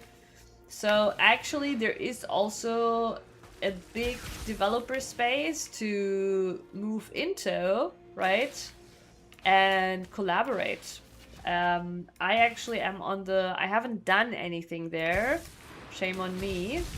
But I am on the Path of Building Discord because at a point I thought I would have time to support there, but it turned out, like, it was basically before I bought the house, right? So it turned out that instead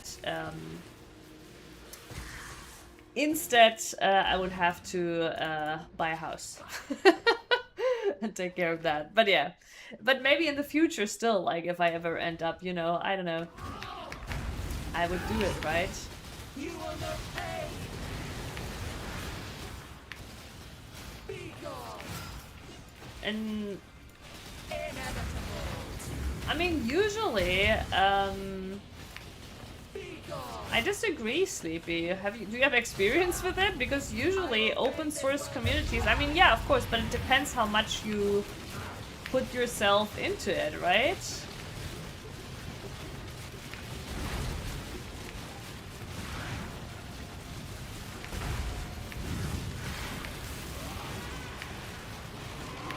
Impressive, but futile. You will not pay. Swift. Be gone. Inevitable. Be gone. Raiden beckons just beyond the door.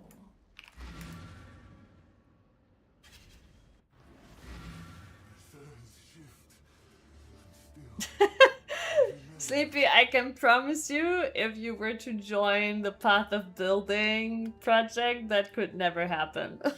There are so many people involved in that. Here,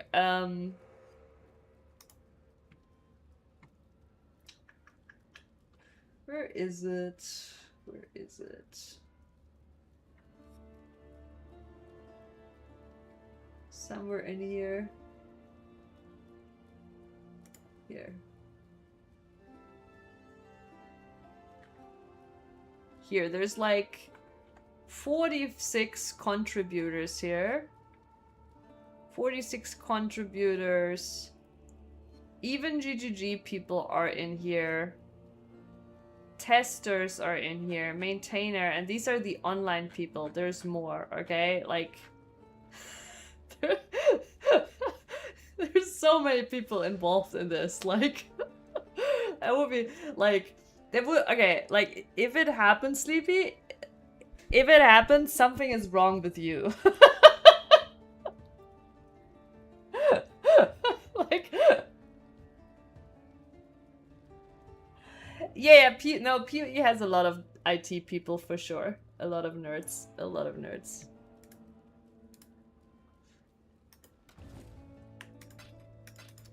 But yeah, what you're talking about, you know, I've had that happen too, but those are usually like small, like fresh projects, right? Like what I'm talking about is like long standing open source community projects.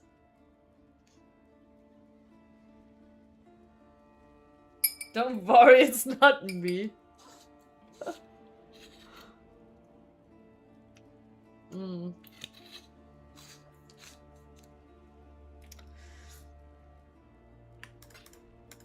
Alrighty, next.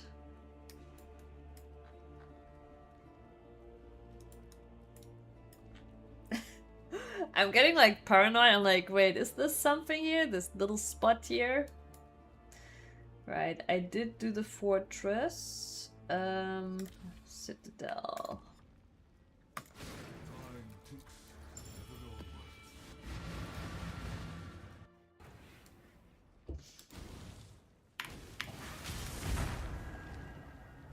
This is Uthred, I believe.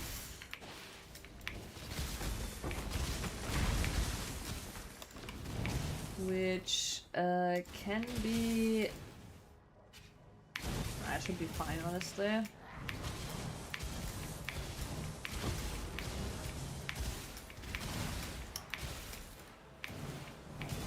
Like, we're not killing super fast, but we can also take a hit. But Uther is a bit annoying because he can fully slow us and we're not slow immune.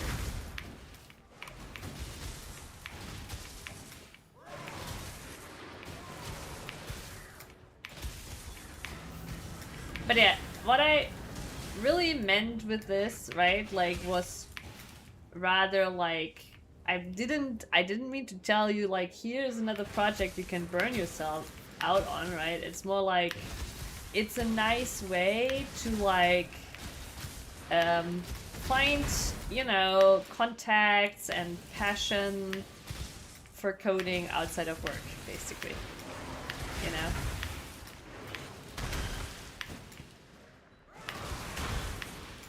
Which can be quite liberating.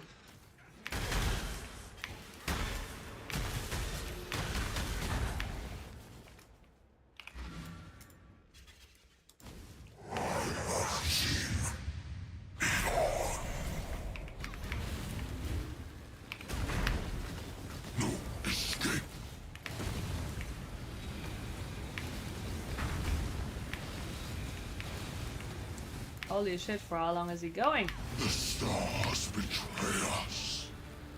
I will not rest until this land is cleansed. Perish. Reap.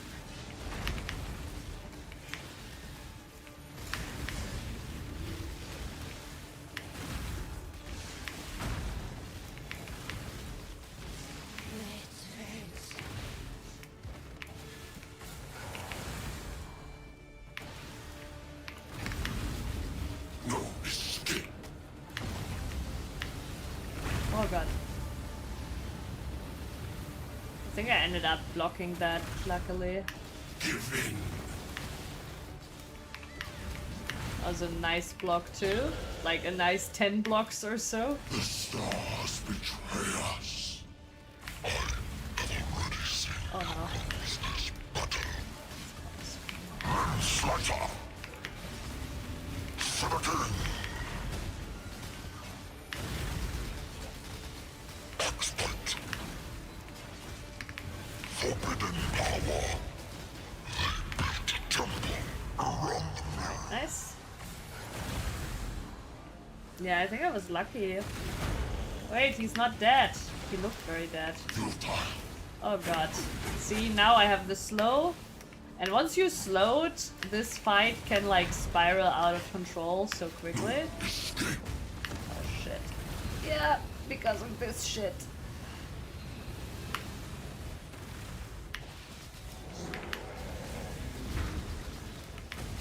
There we go.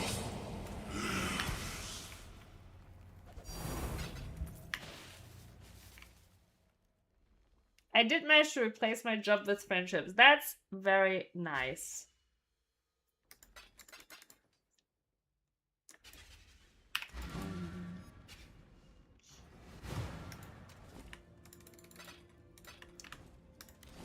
Alrighty, that is done. Wait, what am I? And then Katarina. Oh wait, we're missing two more because I haven't done Katarina either. And the Katarina nightmare map might be the one related to the Abyss boss then. Did you finally get the drop you needed? The Coward's Trial? Yes, I did. And I actually got something else. I know this means nothing to you, Sleepy, okay? But, you know, I got this.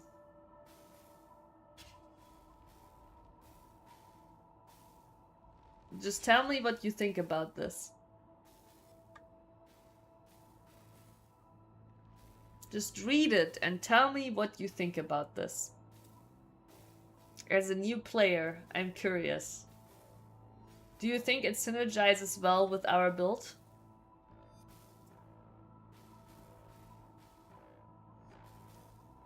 Indeed, perma flasks.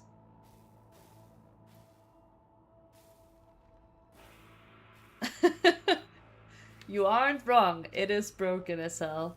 This is the best belt in the game, pretty much. And I dropped it in SSF, which is quite unlikely. And you can see now, since those are permanent, right? I enchanted them with enkindlings. And you can see I enchanted them all with increased effect. Unfortunately, this one's a 68. We all know it should be a 69 for all of them. And then you can also see that I rolled them all for reduced duration and increased effect. So they basically all have like 80% increased effect as well.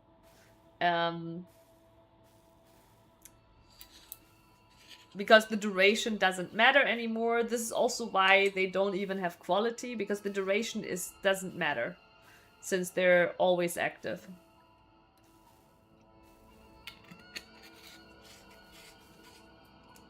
And yeah, it is the best belt in the game, right? I permanently have armor from this granite flask. This is why I'm so fast.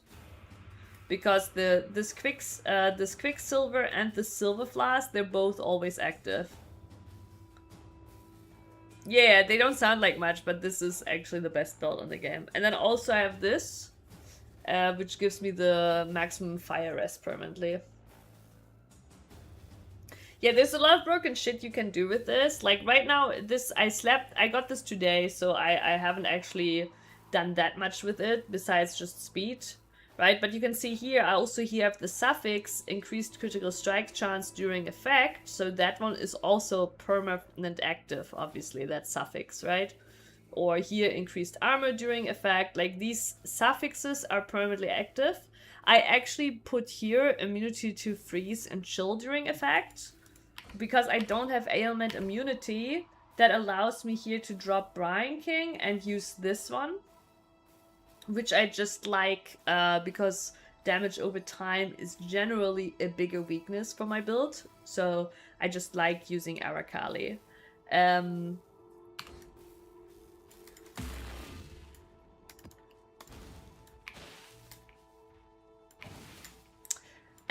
Well, no, because if you read the line carefully, it actually is limited to magic utility flasks, meaning no unique flasks. Here, it says leftmost 4 magic utility flasks. This is also why I'm now using a ruby flask instead of, I used before coruscating elixir instead of a ruby.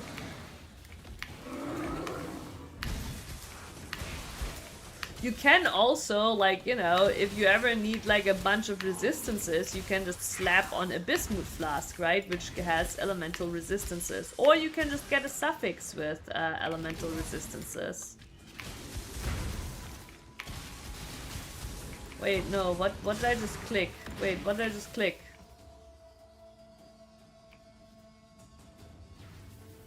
No.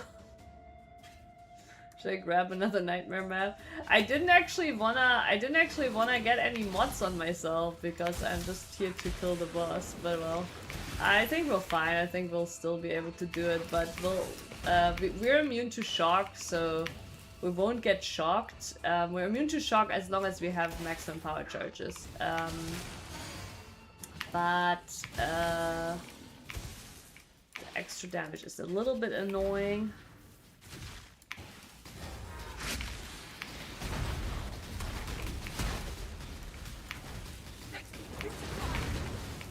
That's a lot of projectiles.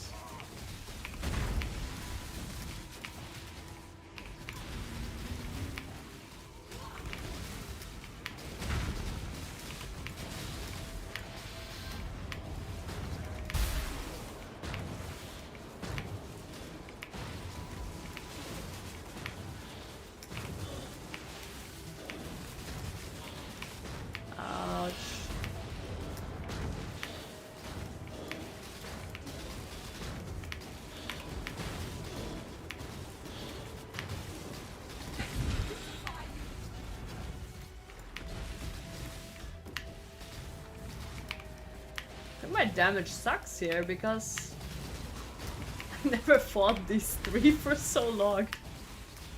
Doing Abomination. Oh wow. But my tank is incredible. I feel like I should have been very dead there. Oh my god. Okay, no, actually my damage is not that bad. It's almost dead.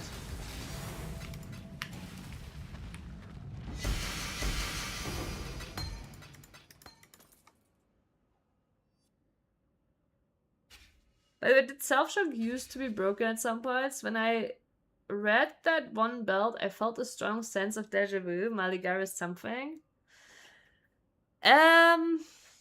No, I don't think self-shock was ever, but self-chill is a very common thing.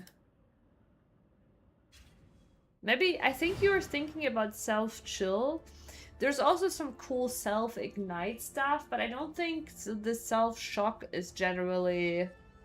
I think I know what you mean though, but I don't think self-shock ever popped off. I can't remember self-shock, but if anybody in chat knows, please, you know, correct me. But I don't think it ever popped off.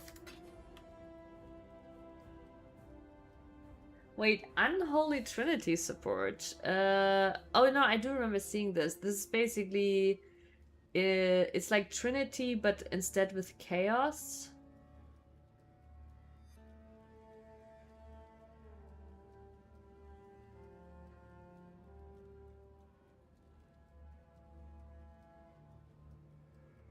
Yeah, it is.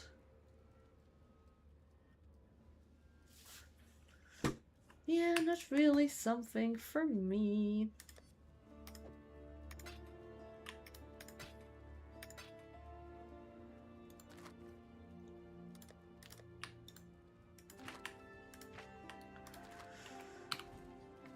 Alrighty, we need one more.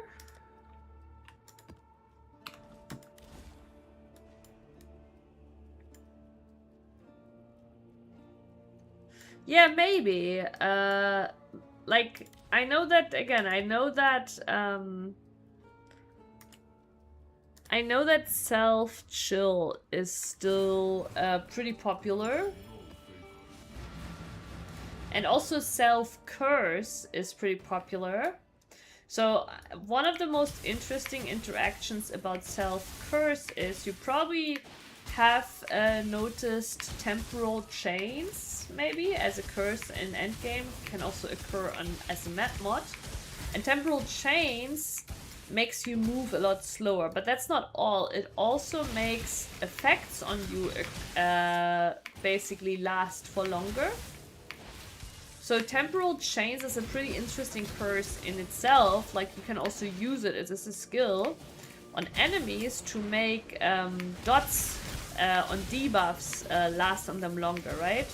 So in self-curse builds, you actually use temporal chains on yourself to make effects last longer that are usually very balanced around being short in nature, right? Actually, I don't have a good example right now, but imagine just a skill that has, like, you know, I don't know, a second usually of you emitting damage, you know? And now you being affected by temporal chains, that becomes like, you know, 3 seconds or whatever. But yeah, that's one of the interesting things you can do, like, with self-curse.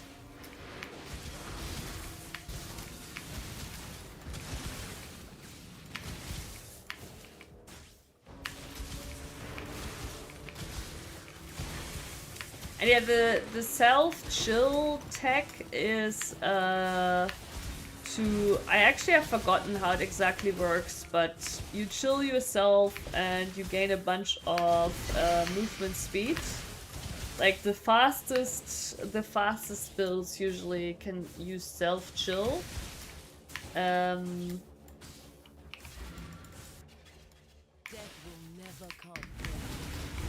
let's see. She might actually destroy us. Not sure. She has like a faking thing. I think our best bet is actually to not move.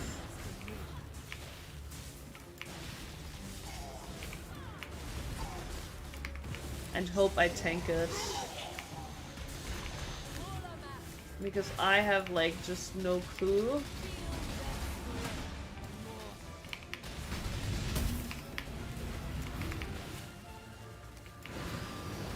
I know, she does this like fake out move. And sometimes like she just hits the whole arena. I know, I'm just too dumb for it is all I'm saying.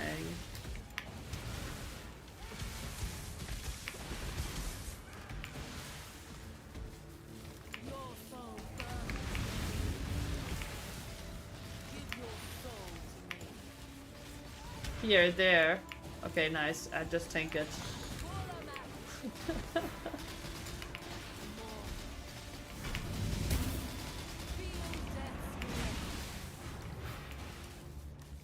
She just does this like